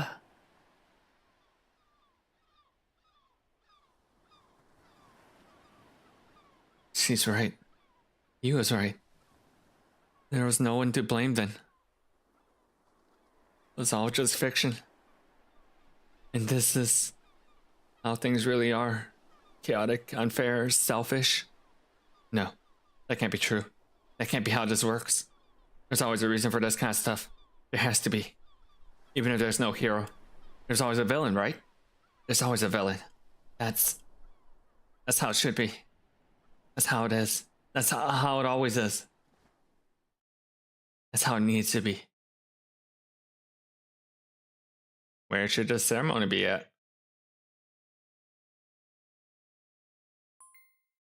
Full parking lot.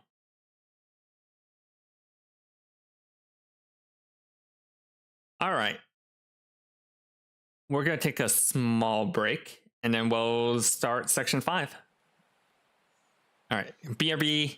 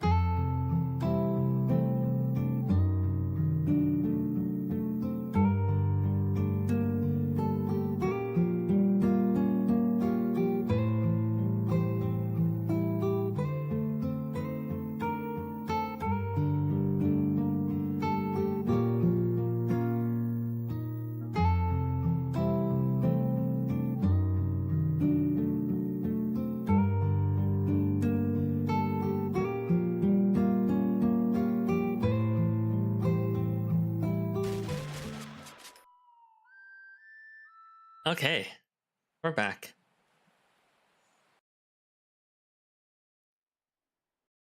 I unlocked a new gallery thing. Also, I want to off on. I don't know what that does. All right, gallery. Let's see what we unlocked.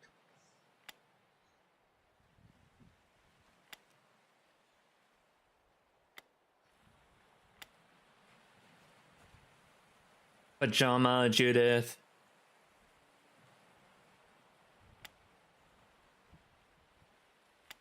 Wait, what was this look from Judith?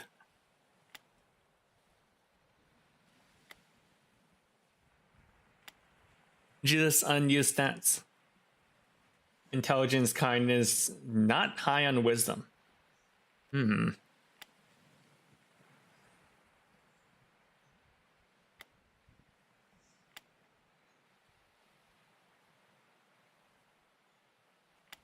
Seriously, Emil's supposed to be the fucking nerd of the group, but like built.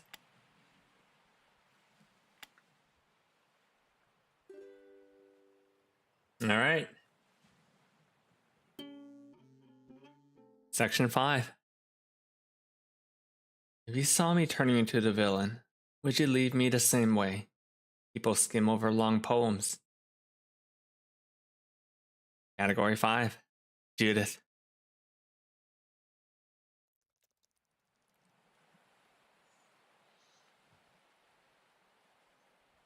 I'm running out of perception. Yeah, I have one new message. First message.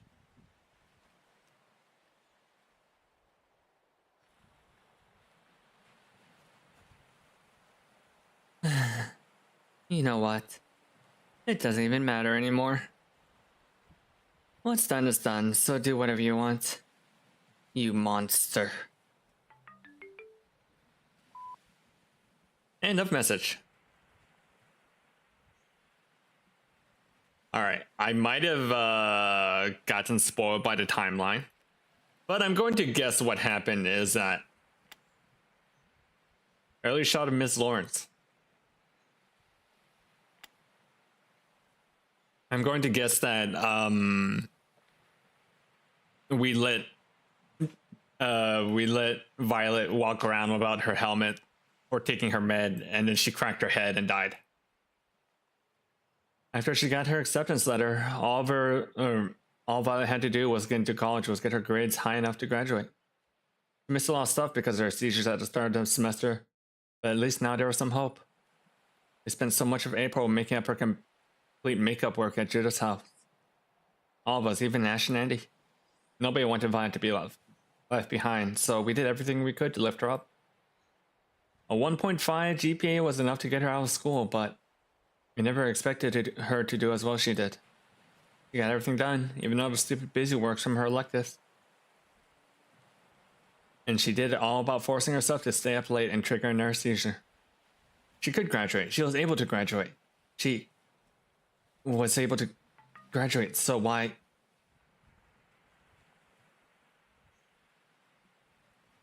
New gallery image. Ooh, that's a cool persona. Or muse. I like the helmet and the melting face underneath the helmet.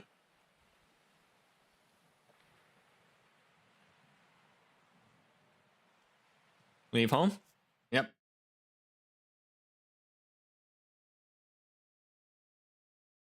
Only one place to go. I am the single flake of eggshell that was left behind in her nest, bloody yolk still hanging off the wilting ledge of your fingers.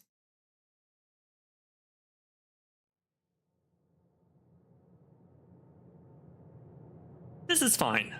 Siren's call is perfectly fine. I am the flower that was never allowed to bloom. You like the way the ivory petals smell whenever they ripped from the center.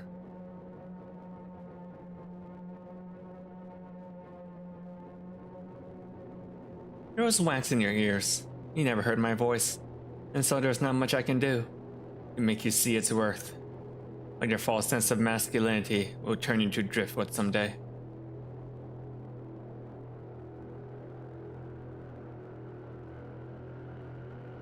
You'll yearn for when we both were children, for then at least we were easy to please. It built an indestructible fire, but the definition of play changes.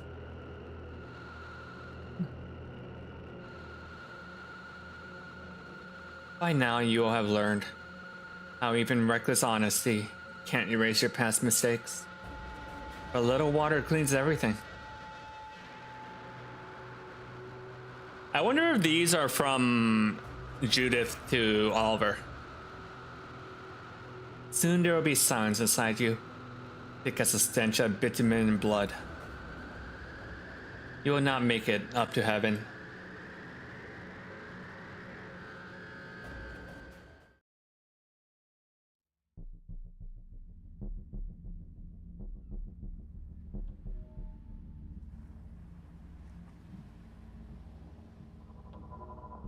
The beach, huh? So this is where you've been taking everyone to wash away their grief? Well, we're not gonna be here long then, I'm afraid. There's only one thing that eats at me these days. Is that I didn't go for you sooner. That's honestly it. Everything else I'm basically fine with. Maybe if you took me here a couple days ago, I would have given you some crap about how scared I was that you were leaving town.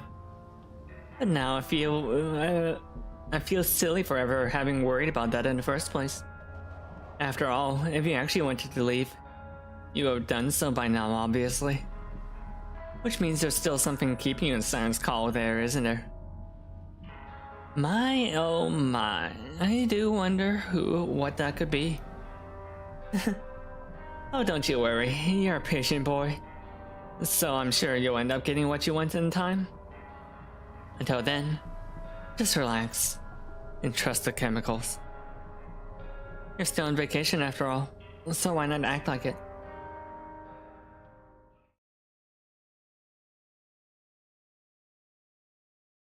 Page 55.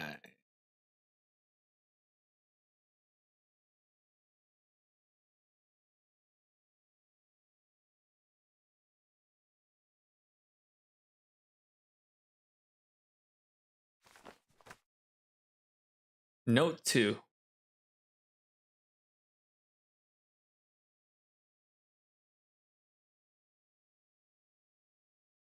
I need to start writing again, didn't I?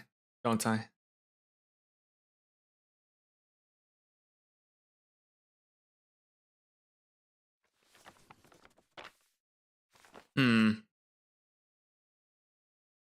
Oh, 51 through 54 are missing. Interesting. Probably torn out. It's now or never. Last chance to move on, Judith. Last chance.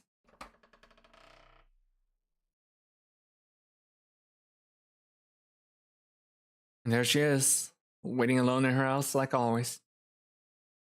It's just us, right? Looks like it. Would you have it any other way? Are your parents ever coming home by any chance? Oh, there are no parents here, Oliver. Haven't you noticed? There's only us. Us and whatever remains of our summer vacation. So please, use this opportunity to make yourself comfortable. I do as I'm told, and I sit next to Judith on the couch. Her glossy coffee table is, of course, completely decked out.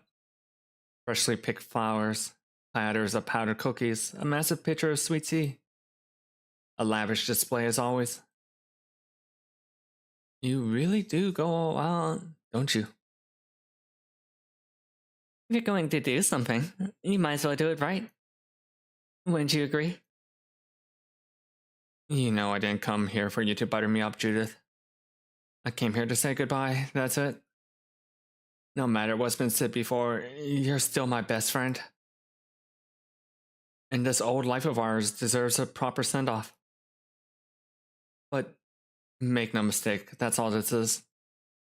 One last chance to say goodbye, nothing more. This is it. This is the only thing left for me to do before I can leave this shitty town. After that, I'm home free. I can do this. I won't be swayed by pleasantries. I'll make my peace here no matter what. Is this the part where we're supposed to fight? And then share our thought. And then after our throats are red and cracked from shouting, you rub my shoulders, kiss my cheek, and tell me everything will be okay? Is that what this is? No, it doesn't need to be like that. I don't need to fight you, Judith. We know each other well enough to avoid something like that. We can be amicable with this. It's just like you said, if we can do something right, then we might as well, you know? Judith closes her eyes for a moment and sighs. The meek little boy I met all those years ago in choir practice. You're nothing like him anymore, are you? And you're nothing like that nerdy girl who used to ramble on about chemical compositions at rocket fuel. People change, Judy. It's fine. It's fine, huh?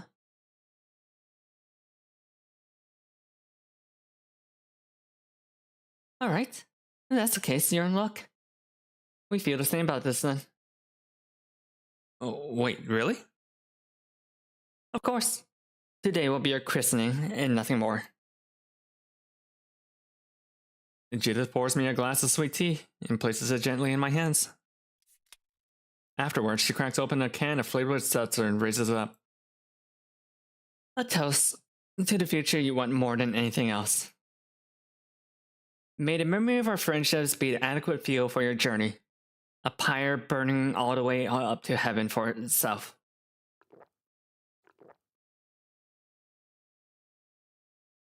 Judith chugs her beverage down with all the vigor and rage of a traitor queen on the day of her execution. I cannot help but imitate her and finish my entire glass in one powerful gulp. Wow, the whole thing? You drank that whole thing? Of course. It's emblematic of my future, right? It seems appropriate to chug it down in one go. Okay. Wow. Yep. I was not expecting that. No. I mean, it was a really, really big glass after all. Judith chews on her pointer finger for no discernible reason. Did she drug us?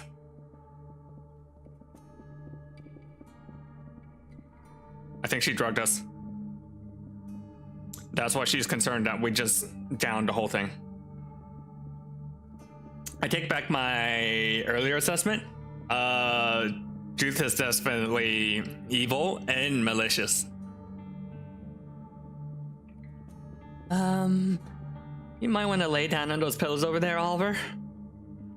But first, you should definitely hand me that. She snatches the glass out of my hand and dashes over to the kitchen. Oh. Boy, you always just take whatever you're given, huh? Don't you know that'll get you into trouble someday?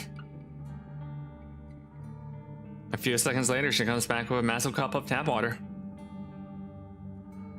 Quick. Drink all this as fast as you can. Don't worry about spilling it, just drink. Her tone is disturbingly frantic. Judith? Stop looking at me and drink. Please?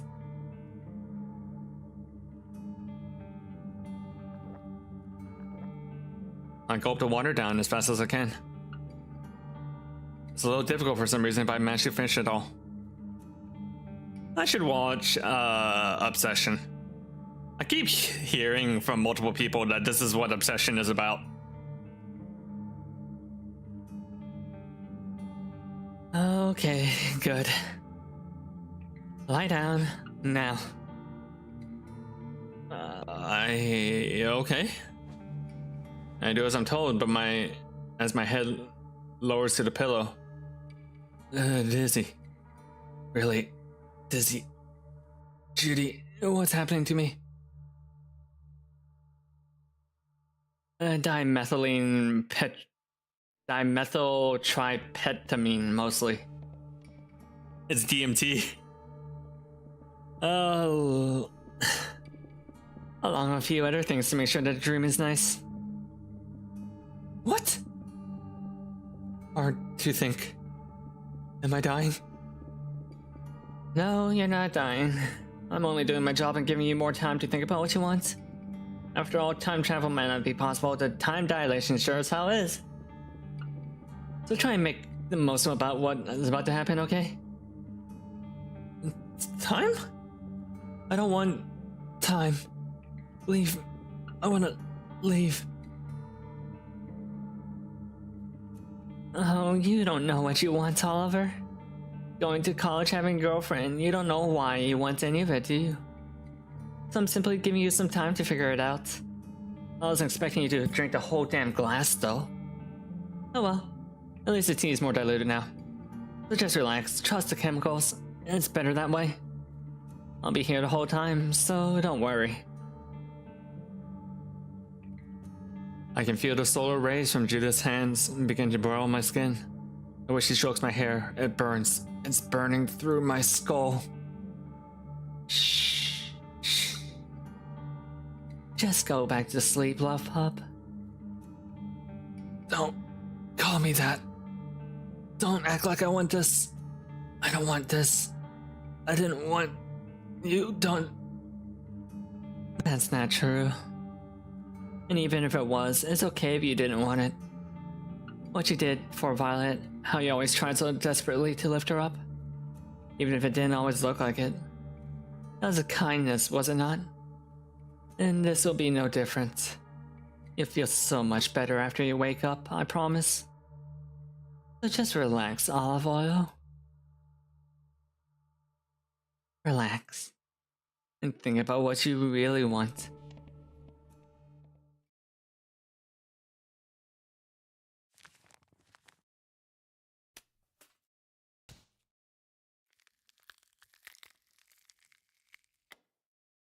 The pen sword.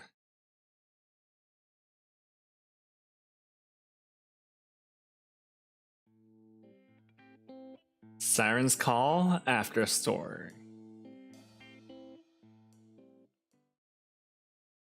The pen sword or the fapoon? Whoa, everything's different. Finally. College. Next chapter in my life. After all this, it's time Wait, what?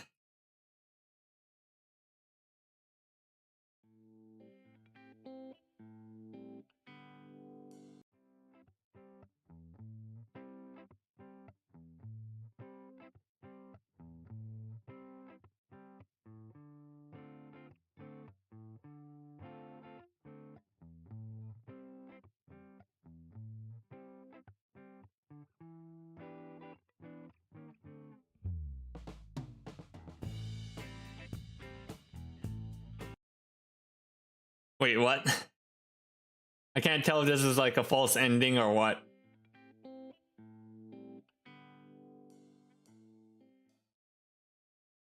All right, let's play this through and see what happens.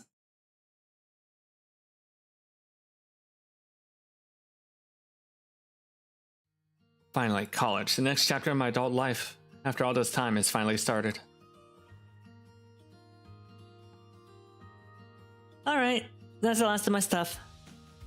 We're both unpacked now, right?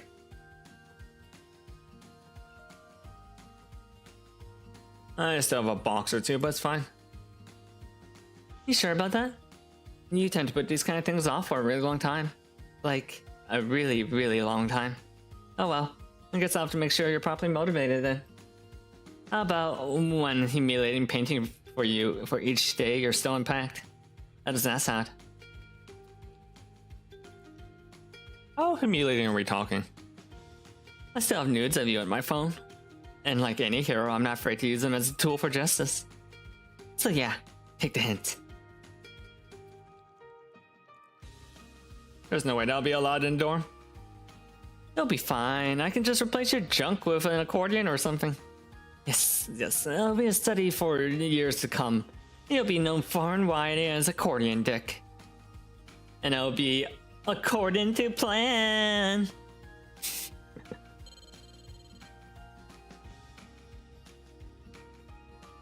Violet reaches into her back pocket and pulls out a cell phone. Just got word from Judy. Turns out the cafeteria is open. That's strange it would be, though, considering classes haven't even started yet. Looks like we'll get to see what the food is, like, earlier than expected. One treat! And Violet grabs my hand and pulls me towards her. Let's go, then. With any luck, we'll be able to get there before things get super crowded. My hands? Violet looks down at our tangled fingers. Shit. Sorry, I forgot I wasn't allowed anymore. +2 Violet points. Violet's hand melts away from mine and hangs meekly at her side. My bad. Anyway, we should get walking. I'm pretty sure the cafeteria is this way.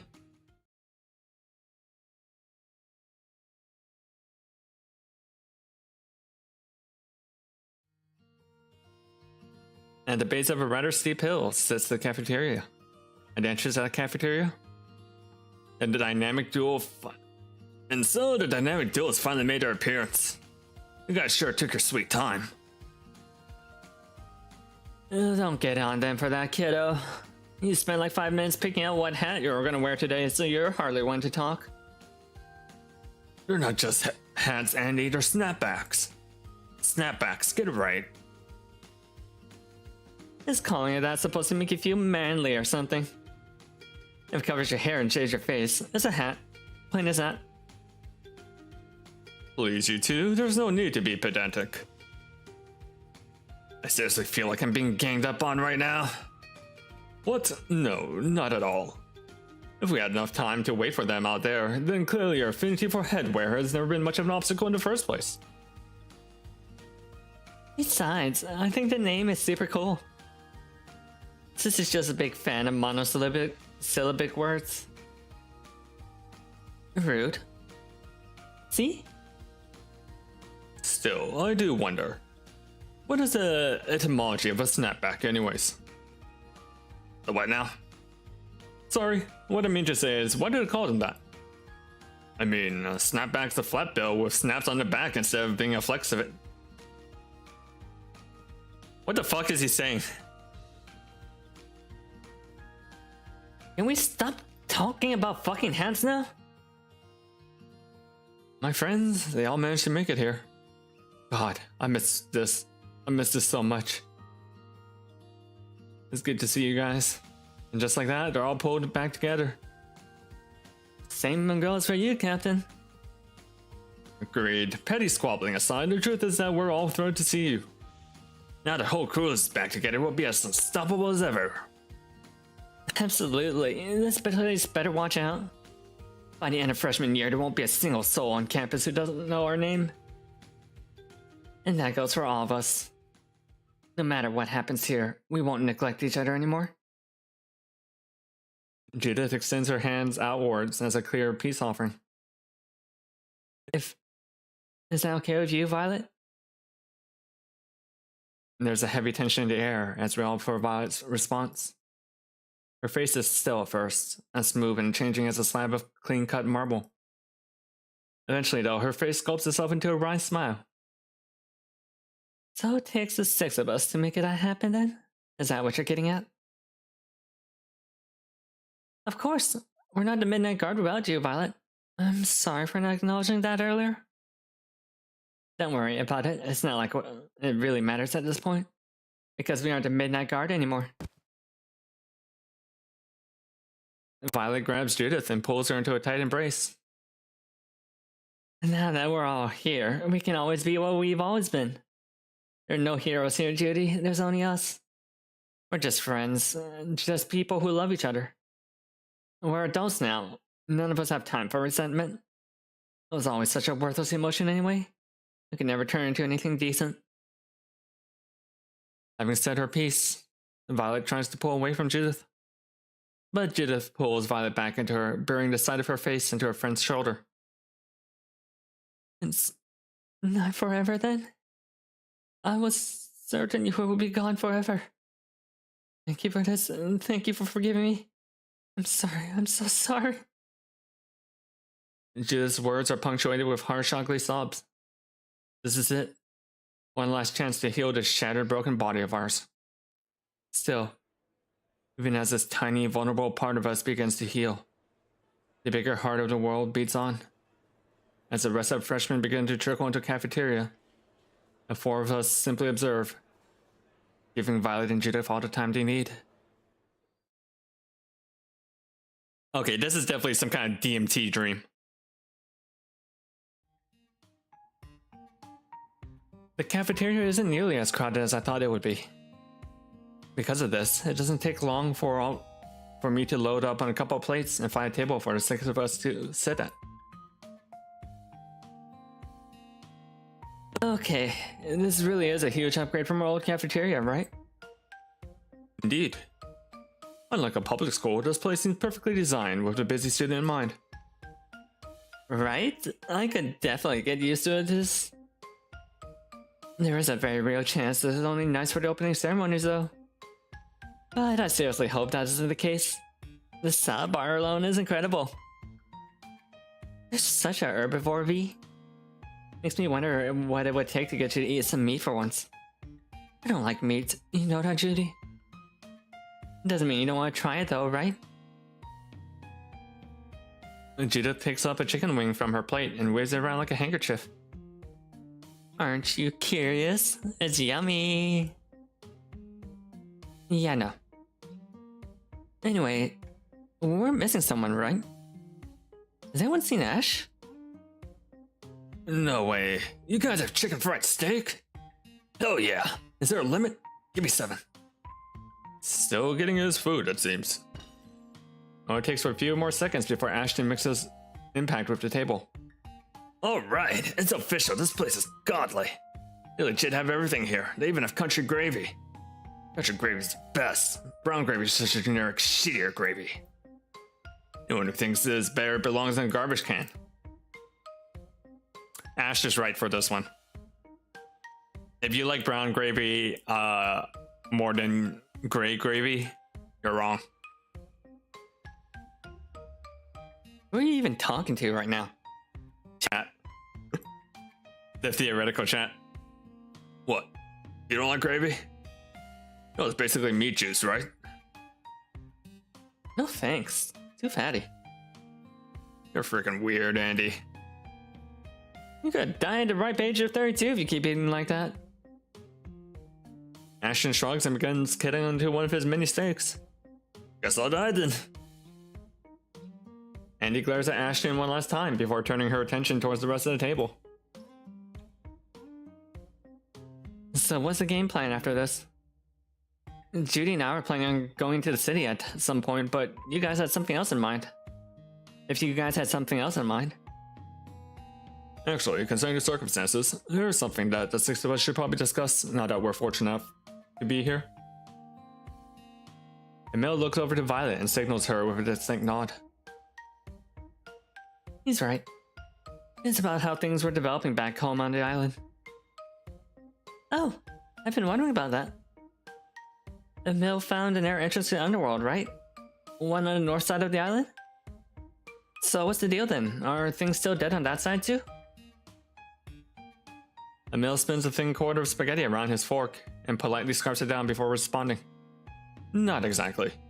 While the northern train station does have lockers similar to the one back at our school, the ecosystem in that part of the underworld is slightly different. Oh, you don't say. Different how? Traces of siren activity for starters. Saline-based residue leading to the station, massive slates behind the help desk. All clear signs showing that employees there still have part of their cognition intact. But that doesn't make any damn sense. We killed all the sirens, didn't we? You and I went on patrols for weeks and didn't see shit. Indeed, I thought the same as well. Which is why me and Emil went out the next day to scope out the employees. And get this, they were completely normal.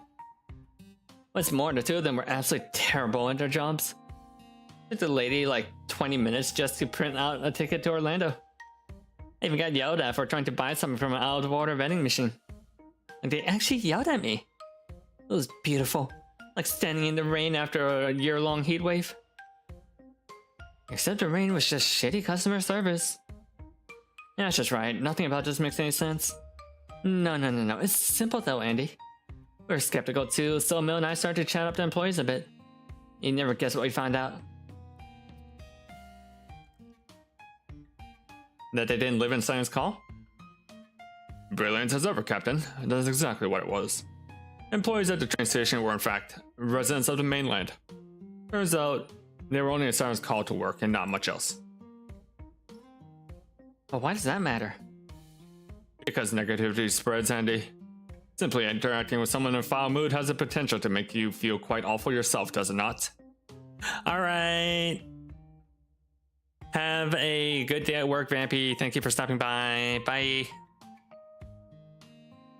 Then, like an invasive species finding their fertile ground, those feelings begin to take root. Normally, people have that kind of negativity in them anyway. It only needs to be cultivated by an outside source. Wait, that was Violet. Shit. So some bad customer service or unwarranted remarks might be exactly what Siren Call needs in order to recover. So you're saying that we just need to treat people like crap whenever we're back there? No, I doubt anything like that would really come of that. Our sirens turned into muses the moment we entered the underworld back in May. They're a different species entirely. Otherwise, the six of us would start acting all lovey-dovey about everything too, right? Exactly. Interacting with the townsfolk likely wouldn't have accomplished anything. It would need to interact with people who deal with negativity in a more traditional manner. So, what are we supposed to do then? Nothing. What? We do nothing. Emil and I are pretty sure this is the kind of problem that'll work itself out eventually. Florida thrives on tourism. It's not like Siren's Call won't be exposed to waves of human negativity anyway. We just gotta wait a particularly big wave to hit and see if anything changes. I hate waiting. And aren't you two just spitballing here? Isn't there anything we can do right now? She has a point. This is nothing more than a theory, an incredibly optimistic one at that. You really think those sirens will just grow back? It's possible, no? There are already at least 2 sirens in town, so we know the underworld itself is not irreversibly polluted by our actions. And like any ecosystem, there's a very real chance that it can repair itself in time after being exposed to the proper elements. We simply have to make sure we don't make the same mistake again. It's a big chance to redeem ourselves. Right? Even if all we have to do is wait. At least now there's some hope that the townsfolk will be normal again. I guess I'll make going home for winter break a bit more interesting at least. Merry Christmas. Everyone's cranky again.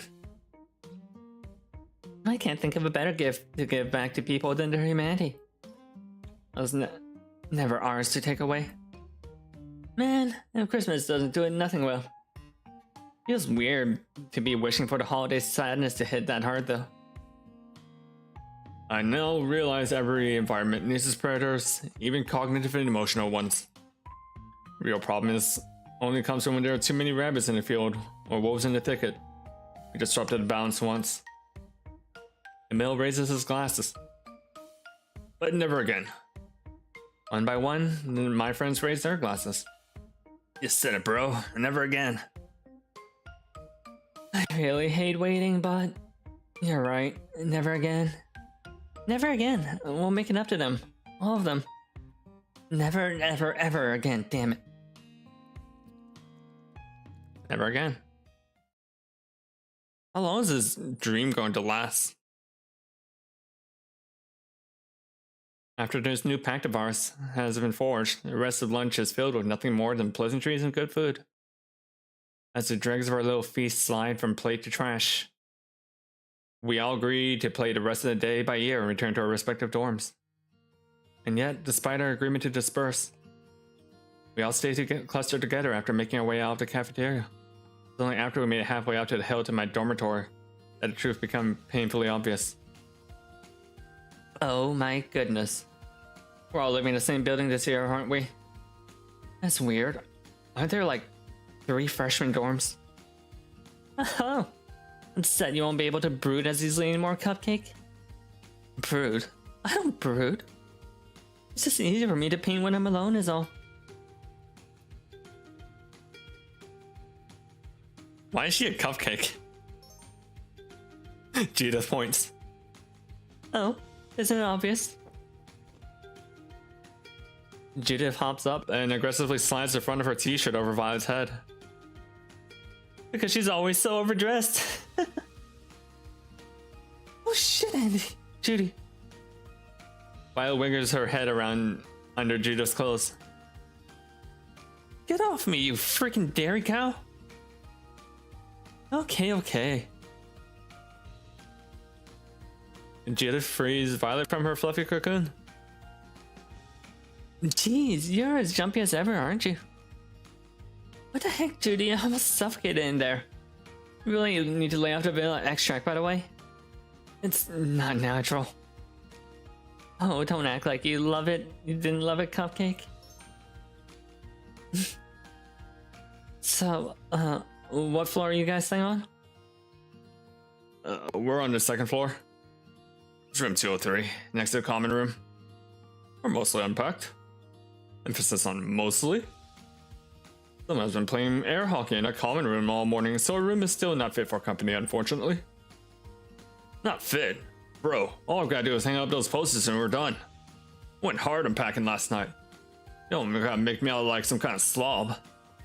I didn't say you were a slob, but there are still some things we need to polish up on before we have visitors. It's not good enough yet. It's good enough for bad company. Oh, don't worry, boys. I'm sure a lot of us will find it plenty hospitable, right, V? V? Huh? Sorry, I guess I zoned out for a second. Were we talking for about a second? Oh, listen, we're fine if you guys come over anytime. The door's always open. Right. What about you two? Were you able to get a room together like you were planning to? I had to yell at the administration office over the phone for a bit, but yeah, we got there. Someone's gotta watch over this cream puff after all. Honestly, the whole call was super embarrassing. You never even gave that poor lady a chance to talk back. Poor lady? Really? That poor lady was a bureaucrat, sis? Fuck bureaucrats, they only exist to make the world turn ever slower. If I acted like a pushover, you'd probably stuck with some gangly toenail-eating creep right now. Even so, you could have at least waited until we're outside the restaurant to make the call. I'm pretty sure the waitress spat in my grits because of you. That's just how grits look, Judy. Besides, she'll be fine. I left a tip, didn't I? No? No, you didn't. Oh shit, really? Whoops. Tee. Well, at least we're at the end of the left hallway on the first floor. Room 124, I think. Room 126. That's what I meant. And you guys are good to swing by anytime. Just make sure to let one of us know before coming in if that's okay. The group turns its attention to me and Violet. Oh, we both got medical singles on the first floor. I'm in room 6, right past the elevator. And you, Captain? I'm in room 7. And Judith starts to giggle. Wow, you two sure are inseparable. It's honestly kind of adorable. But I'm confused. You guys broke up, right? Even if you're still friends and stuff, isn't living so close kind of weird? Ash, for Christ's sake, have some tact. What? I have a point. You all people should be telling me that. It's pretty damn rich, don't you think? Think very carefully about the way you speak to people, Gravy Boy. Still, it does seem to be a bit more than mere happenstance. There are plenty of other medical singles in this dorm, I'm sure. For two of you to land right next to each other in a campus as large as this one. The two of us are just lucky is all. Lucky? I mean, yeah, we're all lucky to have ended up living so close to each other. It'd be much easier this way, right? Because logistics and stuff. Violet is clearly flustered by my choice of words. Adorable. Anyway, I don't know about the rest of you, but I'm beat. Andy and I are going to town tomorrow to buy some stuff for our room, though. So if any of you would like to come, we'll be more than happy to take you along. Until then, I bid thee adieu. Judith waves goodbye and turns herself towards the stairs. I think I'm gonna scope out the rest of the campus. Apparently there's some really awesome trails that lead all the way to the mountains if you follow them long enough. Later, guys. And he spins around and flings herself down a nearby hill. We should probably take our leave as well, considering our current workload. There is no workload. They're all posters, Emil. Posters. The aesthetics are everything. Emil and Ashton let their bickering carry them back in the dorm, leaving Violet and me standing in the middle of the sidewalk. I need to wash my meds. I mean, pack my meds. I need to pack my meds. Bye. Violet practically sprints away from me. A few seconds later, I hear the sound of a door slamming on the other side of the building. For the first time since we all arrived, I'm completely alone. Completely alone.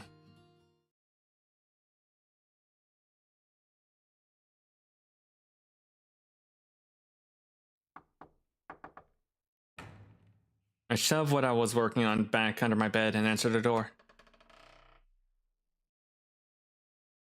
It's Judith, looking as bubbly and energetic as ever.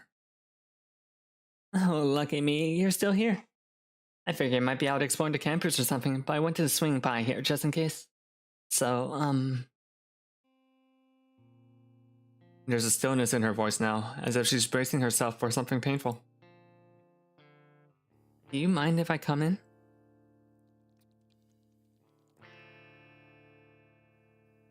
Honestly, love some company right now.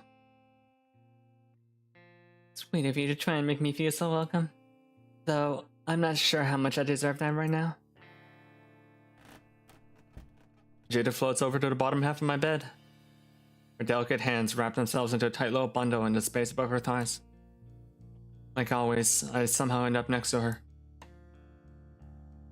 So, do you hate me?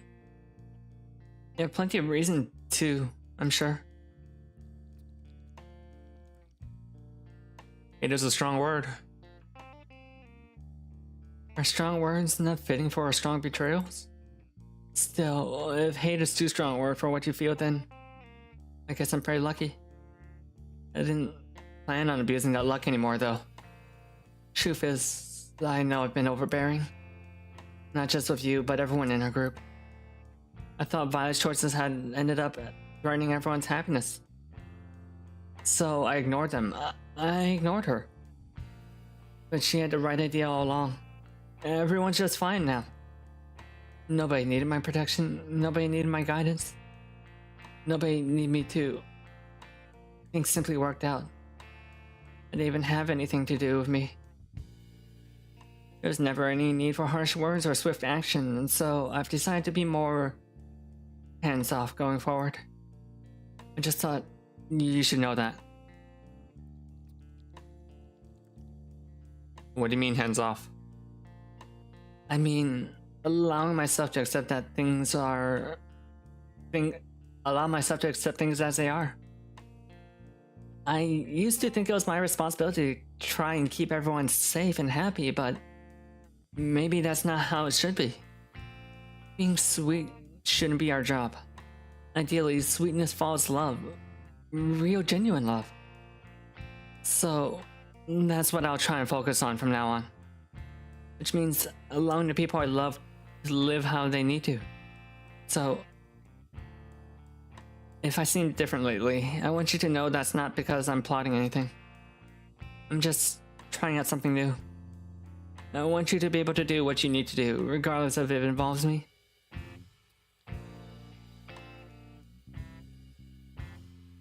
I want that for you too, Judy.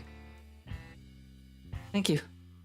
I know it's not much, but you can at least rest easy knowing I won't interfere with your desire anymore.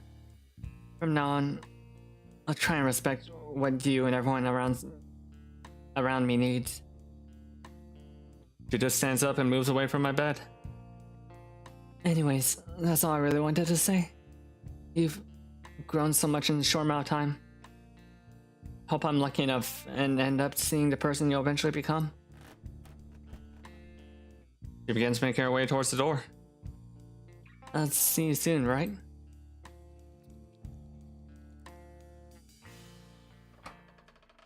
And with that, Judith leaves, taking with her the last of my anxiety. So this is it. She's finally giving me her blessing. If what she says is true, then surely there's nothing left for me to worry about. I drag what I was working on back out from under the bed and continue my labors.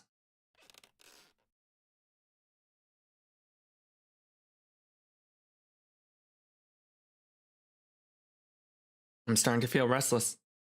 Should I try spending time with tonight?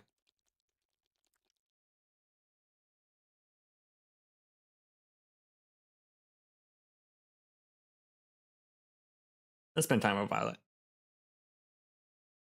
Even though this is like Dream Violet. I made arrangements for Violet and I to have tea to get together later in the evening. Not sure what else we can do other than drink, but I really don't feel like being alone right now. Hopefully this will be enough to keep her entertained. I guess the worst case scenario is we can probably find something online to watch together. That doesn't mean one of us will be stuck sitting at my desk. That's probably a bad idea. I mean, we just broke up. I might be overstepping some boundaries here. She did say yes to coming over though, so it's not like she hates me or anything. No. There's no way for her to know how she really feels right now. I'm not good at that anyways, clearly, so speculating is worthless. All I gotta do is relax, open the door, and enjoy myself. Simple as that. Simple as that. Oh, wow. That's nostalgic. I did say we were having tea, right? So why is she wearing her old prom dress? You look amazing, V. Oh, thank you. But more important, do I look mature?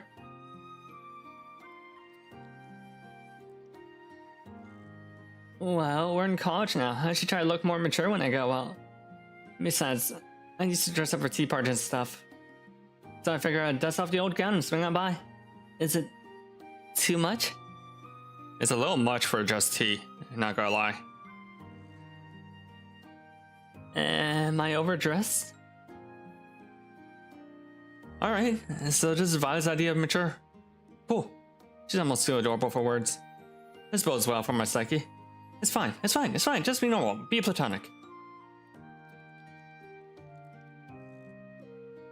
You're plenty mature as is already. There's always room for improvement.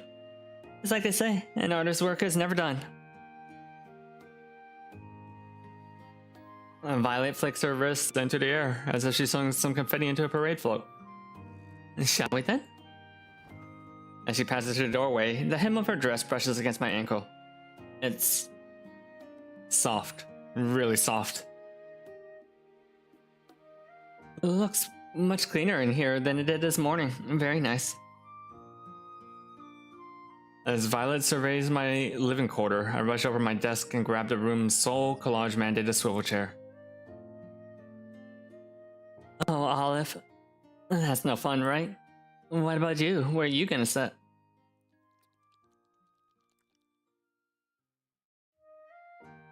I could sit on the desk? No, that won't do at all. I've got an idea. You heat us up some tea. I'll be right back. Violet kicks off her heels into the corner and shuffles out the door in her socks. I'm barely able to finish pouring her drinks before she stumbles back in. Her elegant form plastered with all the manner of colorful blankets and pillows. There's so many of them that she begins falling out of her. So Violet dumps them all in a cozy looking pile in the center of the room. There we go. Now we can just sit on the floor. Easy breezy. And Violet lowers herself onto the ground and begins sculpting the bedding into something more accommodating. Why didn't you just get the chair in your room? Because that's boring, Olive. And besides, it's not like these cheap flimsy chairs are fun to sit in. Big old pillows, now these are comfortable. Don't you want to be comfortable? Violet wedges a few more pillows up against the bed before sinking them completely. Like a pearl cushioning itself in the flesh of an oyster. It's an interesting display, to be sure. Why are you so far away? Come on, I'm thirsty. Let's drink. I guess this is how it's going to be then. I want to keep Violet up waiting any longer. I lower myself into her cozy domain. But as I do, I notice something. Her bedroom? Violet's old bedroom. Careful now. It's still hot. Violet takes a brazen sip from her cup, the tip of her lips drowsing for flavor. It's amazing to be able to watch her move so confidently again. Practically everything Violet does what she does without a trace of shame or regret. It doesn't matter if it's painting on the beach or drinking hot tea in the ocean blankets. I can watch her move forever. I could be here forever. By the way, I'm sorry I was acting weird earlier today. You know, I'm normally like this, but I feel like it's a little strange now that the six of us are all friendly with each other again. Don't get me wrong, I'm glad everything ended up working out, but I kind of forgot how embarrassing they can be sometimes. That's probably something I need to get reacquainted with, though. That, and how we're all living in the same building now. I'm glad you're close by, though. About that. It's not exactly a coincidence that we ended up living next to each other. The administrative office gave me a choice of medical singles, so I just ended up picking the one next to you. Sorry, I didn't tell you earlier. We've talked about this before, but there are risks that come with someone like me living on my own. If I had a seizure, I don't want some stranger coming into my bedroom and seeing me like that. If it's gonna be anyone, then it needs to be you. You're the only one I can trust with my body while I'm like that, at least until I'm lucid. I know it seems selfish, but I feel so much safer whenever you're around. Violet looks my way, a foggy, somber look painting her eyes. I still want my own space, but I can't stand the thought of you not being there when I wake up. So, living next to you is the best solution I could think of. If that's too much, all you gotta do is say so. After all, it's not like I wouldn't understand.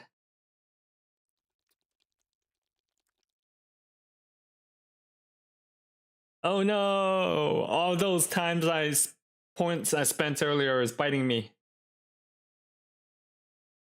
Oh really? No. It's not a burden? And what's that?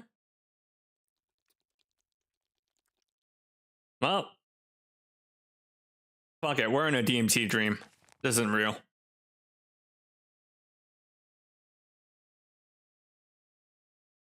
Do you really think that will work? Do you even want it to work after everything we've been through to be solved by such a small, trite gesture? Doesn't that seem a bit too convenient? Doesn't all of this seem a bit too convenient?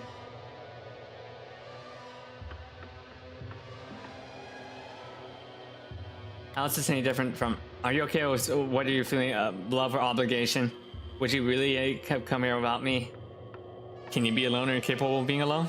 Do you actually feel responsible for my seizures, or can you move forward without anyone? Can you move forward without me? When did the sense of romance become so hopelessly entangled with this idea of death? There's nothing romantic about killing yourself, not when everyone else is trying so hard to stay alive.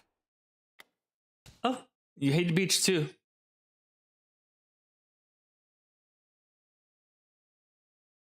I get Violet out of my room as quickly as possible. Unsurprisingly, the knocking from under my bed stops as soon as she leaves. Now then. Try again tomorrow. It's fine. I have no problem being patient. After all, I've got all the time I need. I've got all the time in the world.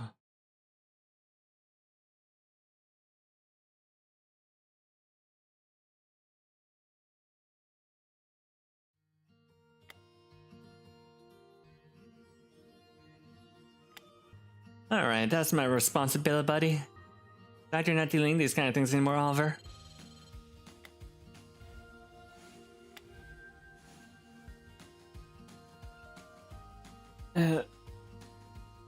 Oh, right.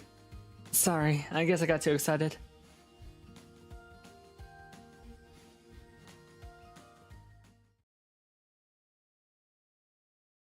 Yeah, you can hear the music getting fucked up.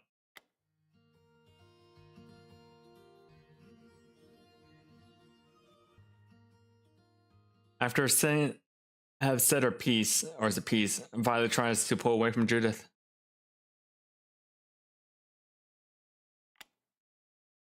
But Judith pulls Violet back into her, burying the side of her face into her friend's shoulder.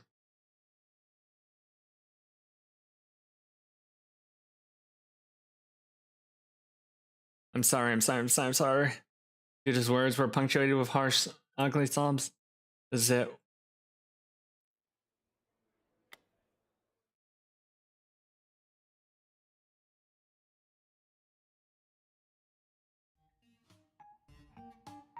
Cafeteria isn't nearly as crowded as I thought it would be, because of this. Oh, is that so? You could have fooled me considering how much you seemed indulgent.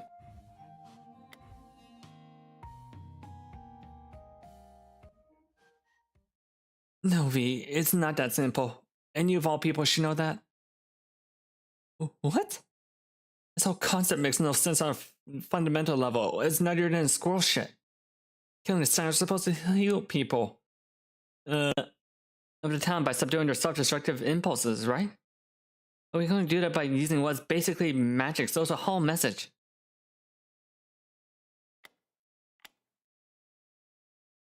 Oh, piss off, Emil. It's fucking magic and you know it. It doesn't matter how you dress up the lore. The point is that regular people can't do any of that crap. How's it supposed to help a normal person? I can read or abstract what we did into something that's applicable into their own lives.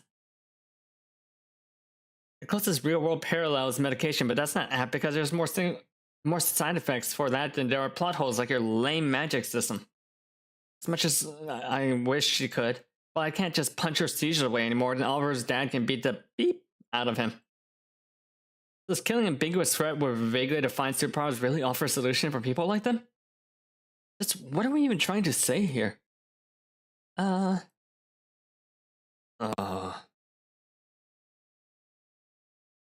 Collaborative writing project? Yeah, I guess so.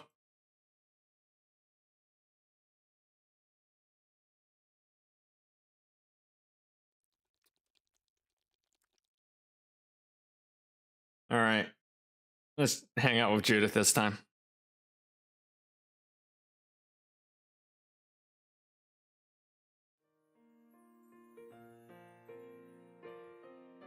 I invited Judith over for a bit of tea. It's doubtful she needs any pretense for hanging out, but tea together is basically a tradition for us at this point.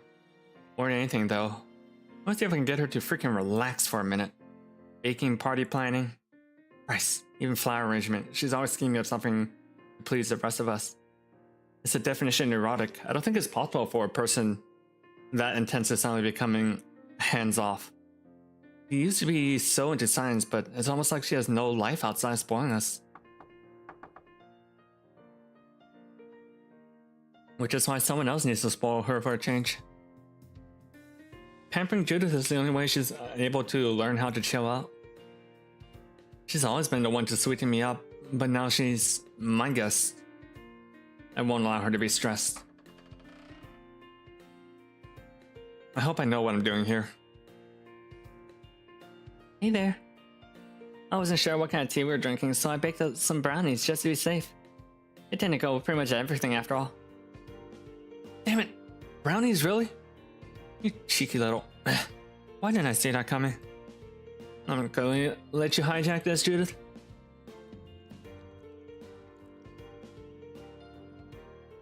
Sweet, we'll eat them after I'm done pampering you. Good one. Pampering me, right? That's richer than my dead uncle. Judith skirts past me and places the brownies on my desk. After grabbing a couple of plates, some cutlery from the desk, and begins definitely slicing the brownies into neat little squares. Come now. Like I would allow you to pamper me in any respect. You're my guest tonight, and... As her hands freeze mid-slice, I close the door behind me for dramatic effect. I see. The old reverse vampire technique. A classic. Judith turns my way and puts her hands on her hips. Alright, so I'm your guest tonight. Is that important for you for some reason? I move closer to Judith, hoping my next words will have the desired impact. I do my best imitation of butler and bow accordingly to my mistress. For my next 2 hours, my only purpose is to serve you, Lady Judith. A brainless, primal part of me bows down even lower after I say that. Maybe it's fitting for a butler to do something like this submissive. Or perhaps it's just the first of many reflexes to attempt at hiding my embarrassment. I fight the urge to lift my head and see Judith's reaction. A butler shouldn't act until spoken to, after all. Oh, wow. That's quite a lot to process, isn't it? Enslaved by curiosity, I can no longer resist my desire to look at Judith. Is that... no way. Is she sweating? Good. Do you mind giving me a minute? I need to strategize. I mean, I need to think if something's over. You're really committing to this? That's... well, that sure is something. Judith runs over to my bed, hops on, and begins hugging one of my larger pillows. For a couple of minutes, she kind of stares out into space, her mouth slightly agape. I don't move from my position. Yes, tonight I'm nothing more than sentinel for her desires. Anything I want, huh? That's really... you could really get yourself in trouble making commitments like that. Judith looks down her pointer finger and begins biting it. Is this something you're really okay with?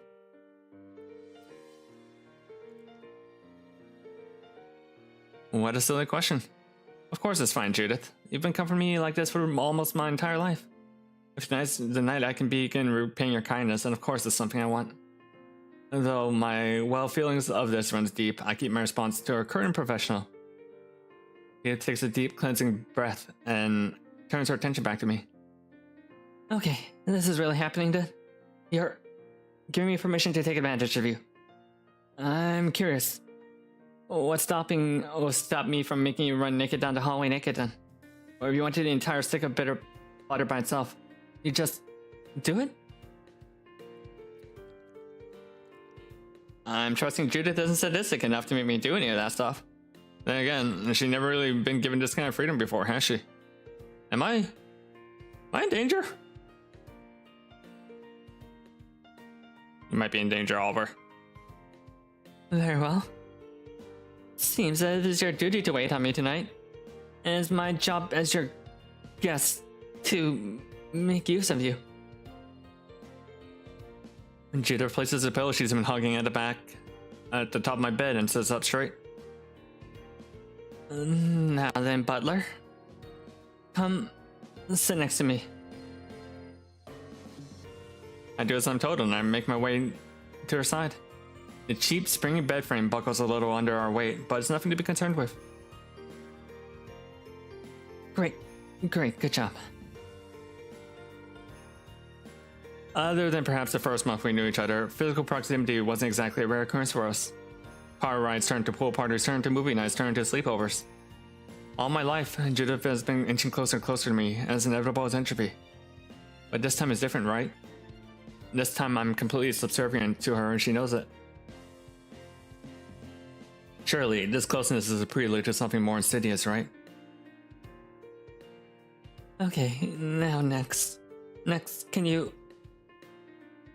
I brace myself for impact. Can you let me put my head on your lap, please? Wait, what? And Judith doesn't wait for any sort of approval before falling headfirst into my lap. She nuzzles the fabric of my jeans, her supple legs rubbing together like kindling. Damn it, I wish I was more tired. I'd love to fall asleep like this. You're warm, you're so warm. He lets out a geyser of steam, the steam from her perfect plump lips. The slight pressure of her head in my laps. Wow, Judith's always been kind of a princess. But now, there's no question about it. She's royalty, absolute royalty. Now, run your fingers through my hair. Pet me while I try to fall asleep in your lap. I do as I'm told and lower my fingers into Judith's hair. Do not isolate that audio, by the way. That was what, that's what Judith was saying, not me. It's embarrassing, but my hand starts shaking a little as I stroke her. She just melts around my fingers, reacting to every movement they make, no matter how subtle. She lets out a silky, deliberate sigh. I've thought about you doing this longer than I ever can remember. I love you so much, you know. It hurts so freaking much. So why don't you ever do anything about it? Why didn't you ever say anything about it? And where's Miss Lawrence? She's finally out of my head, but is she out of yours? Do you hate her now? Do you hate her the way you hate your parents? Does she remind you too much of Violet or too much of me? Am I Violet's replacement? Am I just your second choice? Am I a safe choice? Do you hate yourself for that, for not picking me first? Do you want to love her, or do you want someone to leech off of?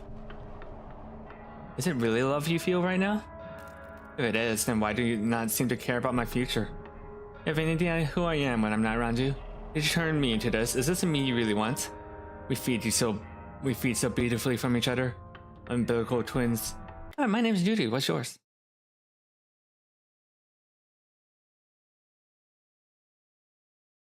I get Judith out of the room as quickly as possible.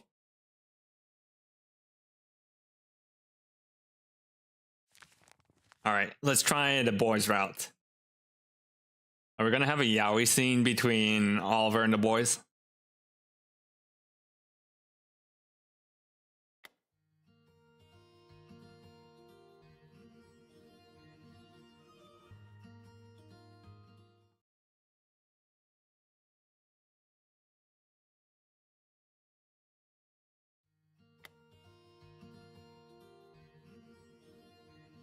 Ba-ba-ba.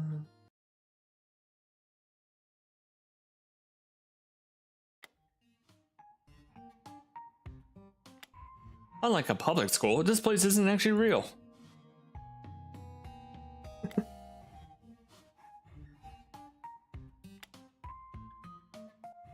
They had muses?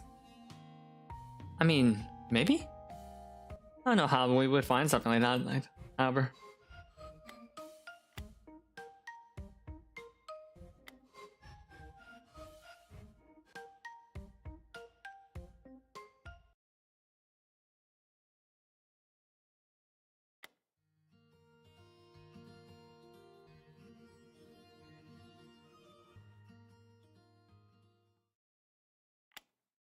And who are you trying to appeal to by acting like that? I'm sorry? You're pandering to him, right? That's what this is. I'm overdressed? Please, how about dressing your bait with a little more deliberation next time you try and act like something you're not? Or better yet, just staying out of all those waters together. Staying out of those waters altogether, you pathetic little anglerfish. And you. This is a far cry from honoring her memory, don't you think? Or are you expecting some dumb pajama party where they both suddenly start drooling over each other? Sorry, but this little mandated flirting won't change shit about what those two really were. You're going to have to let me out eventually.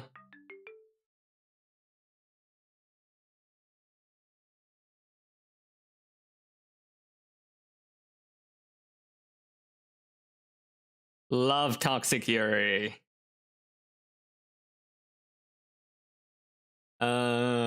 Where is that new gallery? Oliver and partaking adult ritual.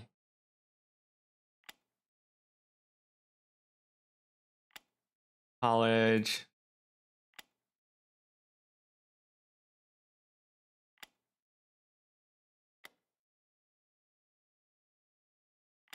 You always feel like something like that might happen to you?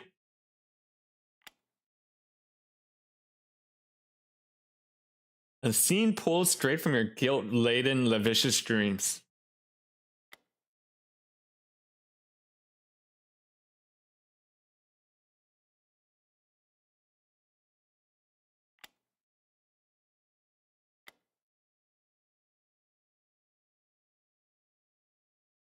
These buttons have never been used.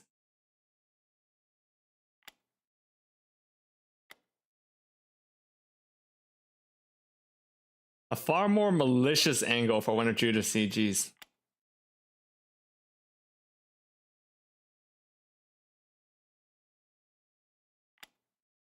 Unlocked by trusting the chemicals. Just let the chemicals do their thing, Oliver. Let's hang out with the boys.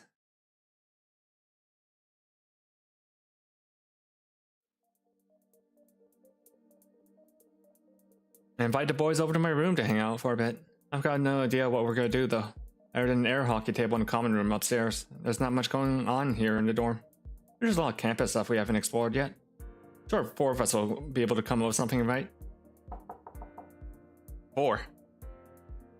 That'd be them. Wouldn't it be the 3? Yo.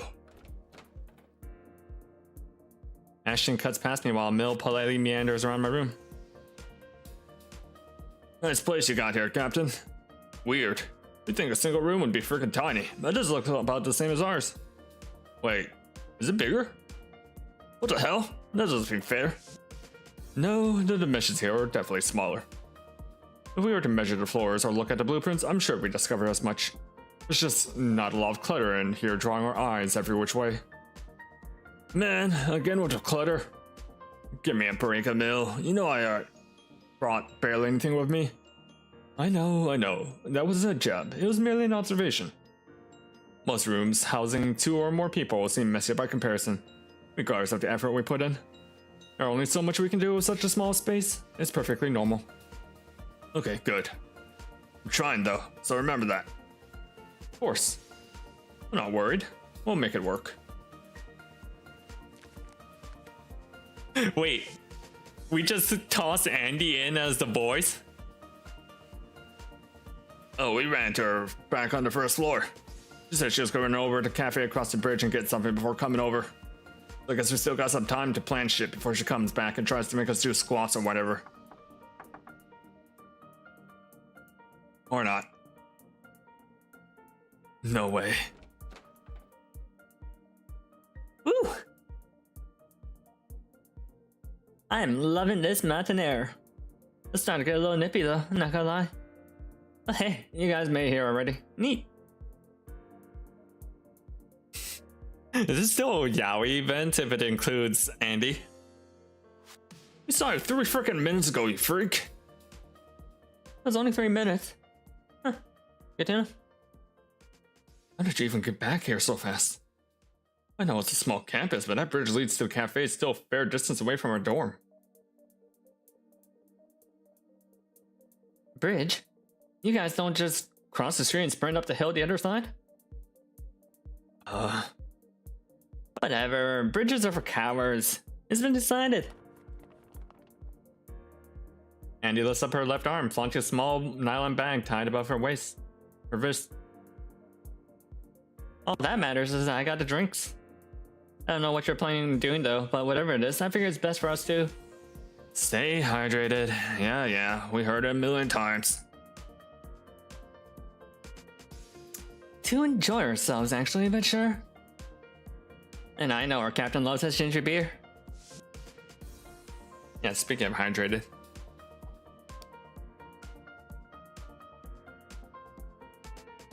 Andi reaches in her bag and flicks a wet brown bottle through the air. I shot my arm forward to catch it. The crisp, familiar moisture hydrating the dry cracks in my hand wonderfully. No, gets this disgusting jellyfish juice, of course. You mean the aloe water, correct? That's what it says on the bottle. Still not convinced though, that stuff. It just doesn't look right to me. Andi shivers a little before tossing the lime green translucent bottle over to the mill.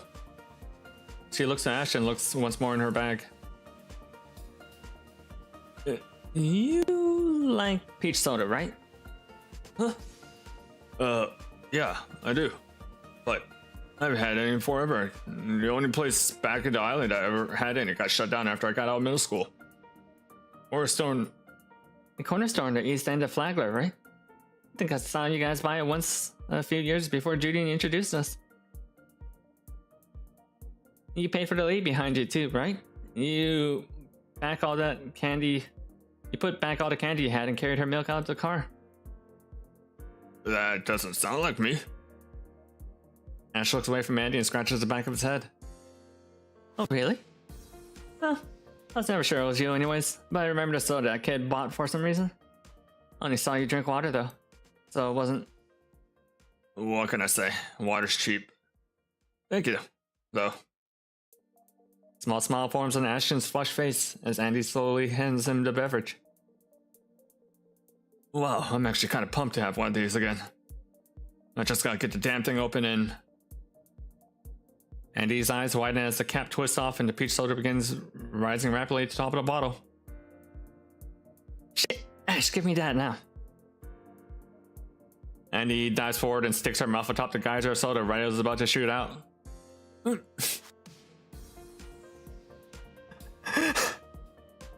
What can I only assume was a stupid amount of beverage shoots into Andi's mouth. Of course she ran all the way over here. Oh well, those are the consequences of drinking carbonated beverages, I suppose. Emil takes a hearty sip of his aloe juice. Oddly enough, Andi doesn't let go of the bottle. Instead, she furrows her brows and raises her fist to the ceiling, pumping it in the air several times. Now a drop of soda hits the floor, and in time, the carbonation dies down completely.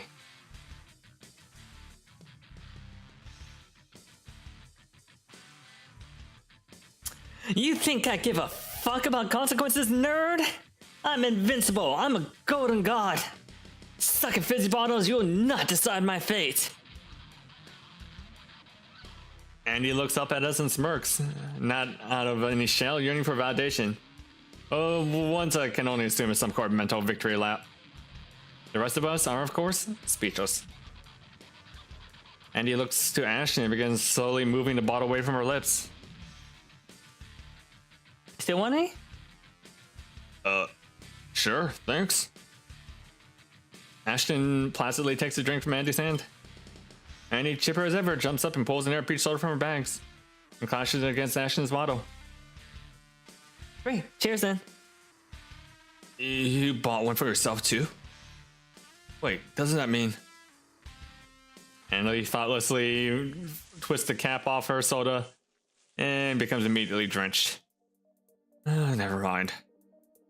Shame is an excellent teacher after all. Oh, crud. I'm gonna wash this off in the bathroom. Give me a bit. Andy dejectedly shuffles out of my room, drinking what's left of her soda like some sort of drifter. I somehow feel like that was almost my fault.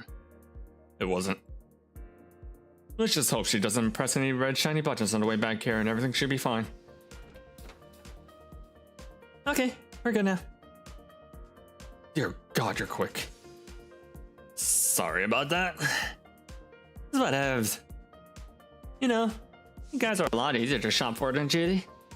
Getting drinks for her can be kind of a pain. Does she only drink seltzer though? Oh, my sweet summer child. You honestly think regular seltzers are refined enough for the Queen of Science call? They're more spiked than a freaking durian cap. Ever since dear old mommy and daddy been letting her have wine with our dinners, normal drinks doesn't have it for her anymore. Oh, she's been hitting the sauce all this time? Oh, a little alcohol every now and then is good for the heart, probably. I, for one, think that's kind of classy. I don't know about that one, bro. So anyway, what are we doing tonight? Cause if we don't have anything planned yet, I was thinking about maybe the four of us could go to the other side of campus and check out the pool. Everyone's doing laps again? Laps. Breaststrokes, side stroke, breaststroke, side stroke. Damn it, Emil, snap out of it. See what you do? See what you've done to him? Emil, cool it. I'm not talking about training. I mostly wanted to splash around and have some fun, you know? Plus, I can still feel some of the sugar from that peach soda on my skin. I don't want to fix that if I can. I suppose that could be enjoyable. I haven't been able to swim in a pool for... Goodness, I can't even remember when. Okay, now we'll laps, Andy.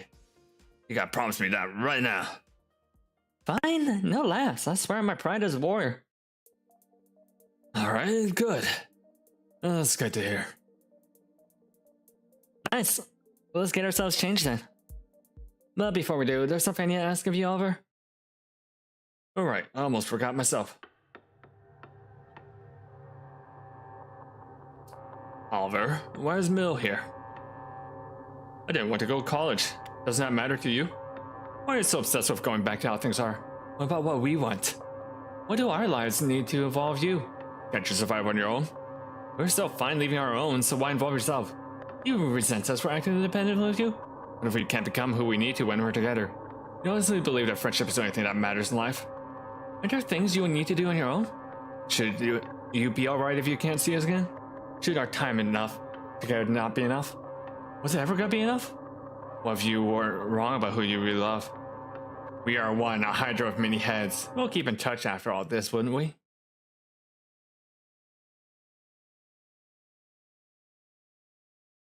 I tell everyone else to go and get ready for the pool without me. Now then, let's check under the bed. The floorboards underneath my beds are sealed nice and tight. Left up the floorboards. Great, this guy. What a jerk. What a total dick. Let him go. You're really not gonna leave me be, are you? Fine. You know what? Have it your way. I dragged the sad sack out from under my bed and slap him awake. Oh, that was unexpected. You actually let me go. Cool. So that doesn't mean you're ready to do this, right? Because boy oh boy, we got some stuff we need to hammer out. But first, we should probably start this over, shouldn't we? Best poems tend to be given with a blank page after all. See you in the morning, bro. I'm guessing that's the prom suit, considering it's like that violet. Finally. College. Next chapter of my adult life. It's finally... Something's off. Where's Violet? She's supposed to be here. I wanted her to walk with me to lunch, so where the heck is she? She's not in her room. It's not just her either. Where is everyone?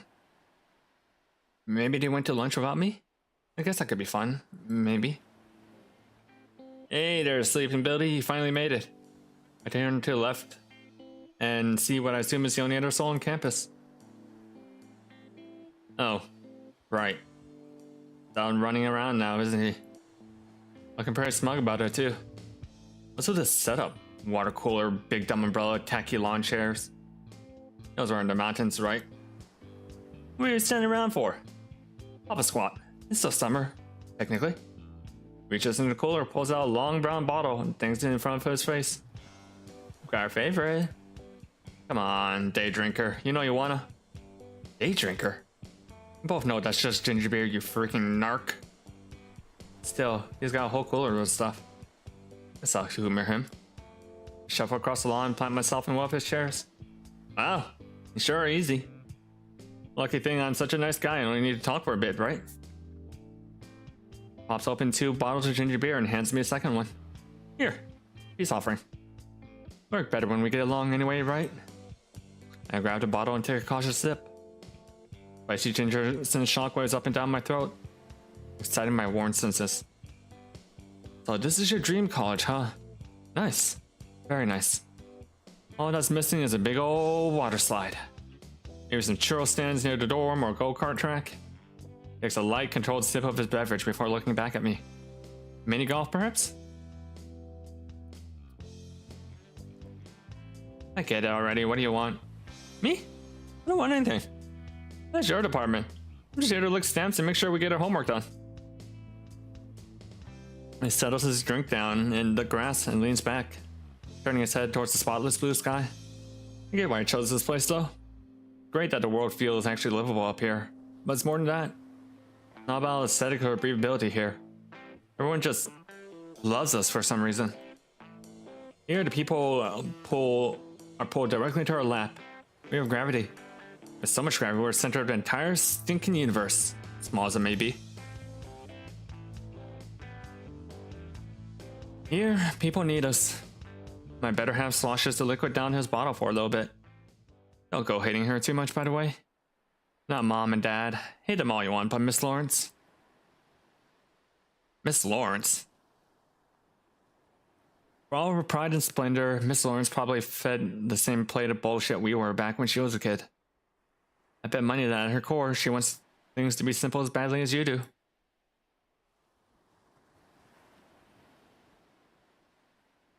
So, I'll at least give her one last talk before you commit to making her the villain in all this.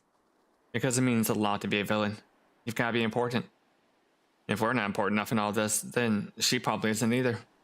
Besides, you really cleaned her brain of her once, right? You've already cleaned your brain of her once, right? You can do it again, no problem. So let's rip off those last 2 bandages of hers and get back up here for real. He grabs his drinks and finishes it all in one long, exacerbated gulp. We keep on falling off our board. We keep having to start over. We're torn between what we want and what we need. But as the leading authority of what we need, I say we need to find some sort of compromise. Right now, we don't need to be brave or strong or smart or kind. Right now, all we need is some balance. Be the kind of person Violet tried so hard to be. I'm pretty sure that's the only way we're going to be able to move forward at this point. Too bad. I love it here. You love it here. This is enough for you, then? This lame pantomime of adulthood is good enough to satiate you? Oh yeah, it is. Why would you let me out from under the bed? You know you didn't have to, right? Laying you out was the only way I could move forward. Exactly. You could have kept doing the same thing over and over again, but it would have been very satisfying, would it? See? Even this little paradise of yours, you still know better. I'm not talking about you, not whatever distant voice from high school is filling your head with stupid songs and bullshit words. But you, Oliver. Deep down, you know that ignoring what you need will never lead to anything fulfilling. It's the reason why you want to say goodbye to everyone in Siren's call. My better half sits up in his chair and offers me his hand. That's why we're going to say goodbye to Judith. Come on, brother. It's time to wake up. If we want to make this place our home for real, then we gotta do this right. Take his hand. I love my friends. More than anything, I want to be around them for as long as possible. Even so, he's right about one thing. I've always done what I've had to do in order to move forward. My friends needed to leave home to become their own people, to move on their own. And now it's my turn. He throws the now empty bottle of ginger beer over his shoulder and down the hill. Alright then, no more delays. Let's get ourselves back to Florida. There's someone back home that needs a really good wake-up slap, if you know what I mean. Eventually, I find this little car with doors unlocked, keys in the ignition, absurd number of snacks in the trunk. Paradox on 4 wheels.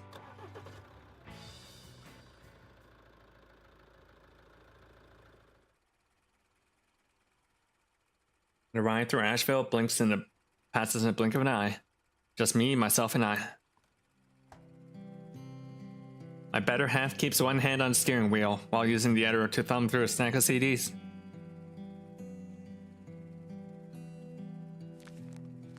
Why are we driving back anyway? Slides the CDs into the cup holder and glues his hand to the wheel. What do you mean? Like instead of zoning out for a second or two and suddenly being back in Florida?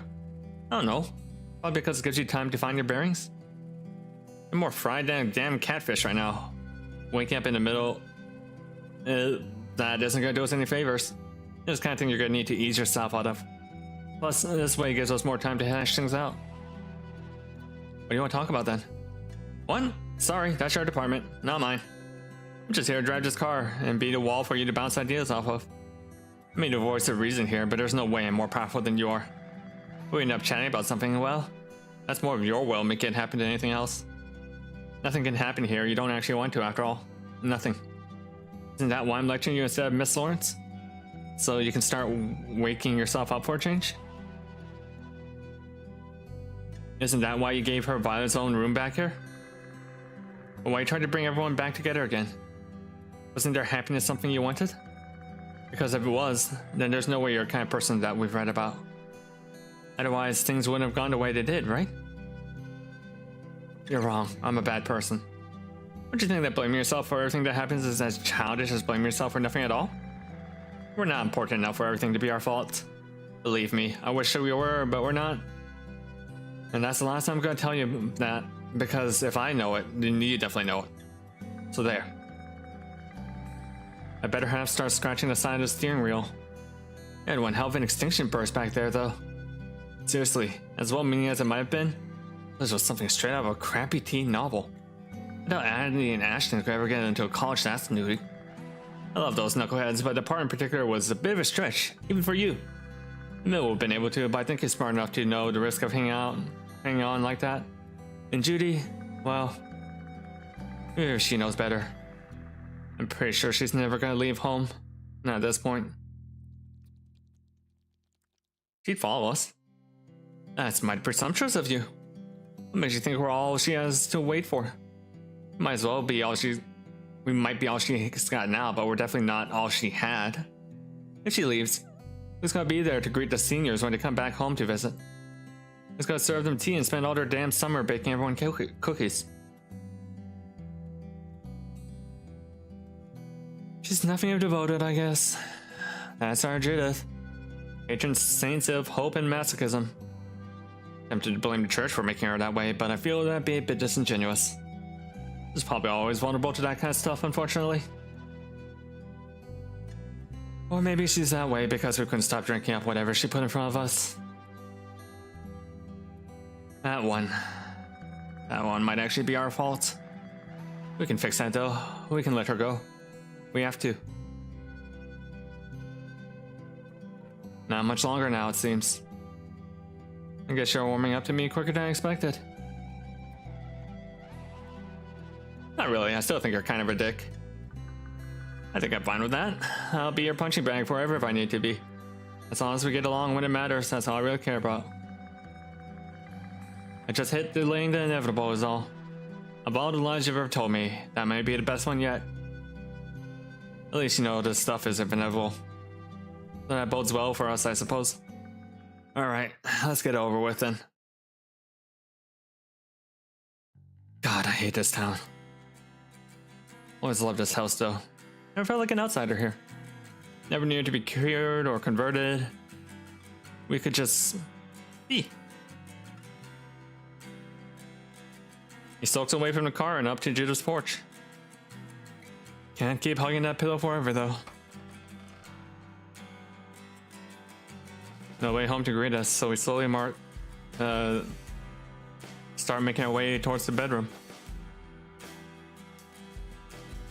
In the back of Judith's bedroom, I make out the thin silhouette of our diplomat, resting on Andy's old bed. We stand at the opposite sides of the mattress and stare blankly at each other. This entire shopping cart is worth a weird right here. So, what now? Do we just dive into him or something? Is that how this works? Please tell me we don't have to kiss him awake. Wasn't the plan to give him a wake-up slap? I was mostly joking around with that. But sure. What do you think it'll work? I'm game. We should do it at the same time though. Just in case that's something that actually matters down the line, you know? I nod and raise my right hand into the air. Shame we had to endure an entire summer worth of stupid-ass heroics. And we didn't even get to say goodbye to Violet. Makes this whole charade seem kind of meaningless, doesn't it? We'll say goodbye to her when we wake up? Oh, right. Obviously. Here's to waking up then. My better half raises his left hand, gives me a reassuring thumbs up. We'll go on 3, okay? Like, immediately after I say 3. Not like before I say it, you know? So 1, 2, 3 slap, not 1, 2. Oh, you know what I mean. Okay, right then. Let's go. 1, 2, 3. They weren't in sync. Back? Back in? Back inside? Where was I anyway? Why is my mouth so dry? How long has it been? How long have I been here? Can I move? It feels like my body's at the bottom of some deep water cavern. Should I try and move? Maybe moving my head will be enough. I'm in Judith's room. Judith, we met at church. She was wearing a yellow sundress, matching polka dot bow. Even after she tried really hard, she couldn't sing to save her life, and I thought that was cute. She said the lemonade at the reception was bitter and the cookies were stiff. He's my best friend. We've known each other forever. Okay, I'm in Judith's room. Fell asleep in here, but how long ago was that? No, don't think about time. Think about simple things, right? Who am I then? I'm Oliver, right? I'm Oliver. My middle name is Earl. Wait, no it's not. Is it Ernest? Something to start with an E. Edward? Maybe? Whatever. Is that enough to try moving my fingers? I can move them, good. I'm alive then. I must be. This blanket feels weird though. It feels like I haven't touched something like this in months. I need to get away from it. I need water. My throat's so dry it doesn't even feel like it belongs to me. Just cracked bricks of earth severing my brain from my chest. I flick off Andy's white noise machine and hobble over to the door the other side of her bedroom. Just bedroom. I got this much right, so that means I'm starting to orient myself better. I cut my hand out of the sink and let clean, crisp water fill my hands before funneling down my throat. I don't feel anything. My throat's so numb and arid, it's almost like I'm pouring liquid into some kind of void. I need to drink more then. I need to drink more. After what feels like hours, the bridge between my body and mind can be felt again. I turn off the faucet and find my way over to the toilet. Some cruel gravity forces me on my knees as invisible hands pry open my mouth. Vomit shoots out my throat and drips maliciously down the tip of my nose. This purge of mine is dizzying and endless. If there was a cure inside me, it'll mostly be gone by the end of this. I'm sorry, Mom. I'm sorry, Dad. I turn my body into an ocean of filth and synthetics. But soon, that too will be flushed away into the Atlantic. Then all that will be left is a dry, wanting basin. My ocean will be drained, and I will, once again, be empty. What will fill me then? What else will my mind continue to reject? I vomit over and over again. Everything being rejected, everything being purged. Pills won't work, drugs won't work. What cure is there to that my body will accept? What can I fill myself that'll make them happy? There's nothing left for me to vomit. Once again, I'm empty. I couldn't even do this right, could I? I should have gone to the ocean. The ocean would have done it for sure. I watched as my failed experiment spirals down the toilet like the liquid remains of 1,000 dead goldfish. The weakened bridge of my throat stings with bile and misuse. I try my best to push one last thing across this aching frame. Somebody help me. The words I push out of my throat are raspy and unfamiliar. Is that really how I sound? No, I don't sound like that. I don't want to sound like that. I pull myself off the floor and claw at the faucet. Water. Just like they say, a little water cleans everything. There's nothing water can't clean. There's nothing water can't fill. Force myself a drink even though it stings. I drink until the strings of vomit and blood begin collecting in the sink. Clean. I need to be clean. Oliver.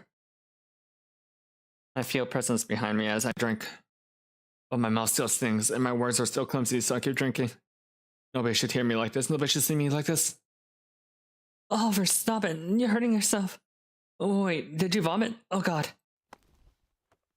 A pair of soft hands press themselves against the skin of my back. It's okay. I'm here. You're awake now. Oh, whatever you're dreaming about wasn't real. You're safe now. You're safe. She moves her hands up to my shoulders and begins rubbing them. You're safe. You're safe. You're safe.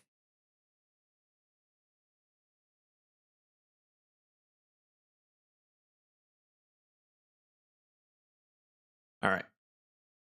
I think this is a good place to stop for now. So we'll stop here. And then I think next stream will probably be the ending. Even though it says we still have a third left to go through. If not, there's like other stuff that we can go through. But it's getting late. And my throat starts to hurt. It's starting to hurt. So that's it for this week of Siren's Call. We got through that DMT episode. So it wasn't Persona after all, or Eldritch Horrors. It's just good old drugs. I may or may not cancel tomorrow's stream, depending on how I feel.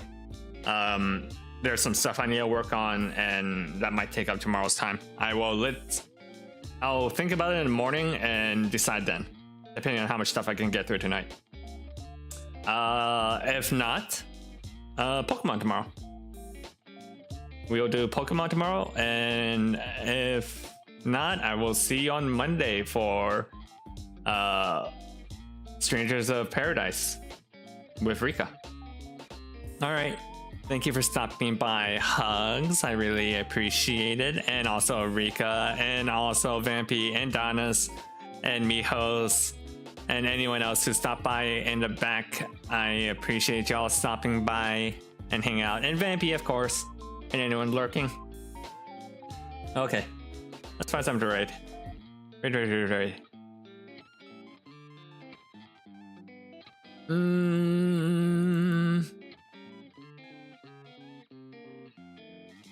I'll send you over to Mimic, who's playing Of the Devil.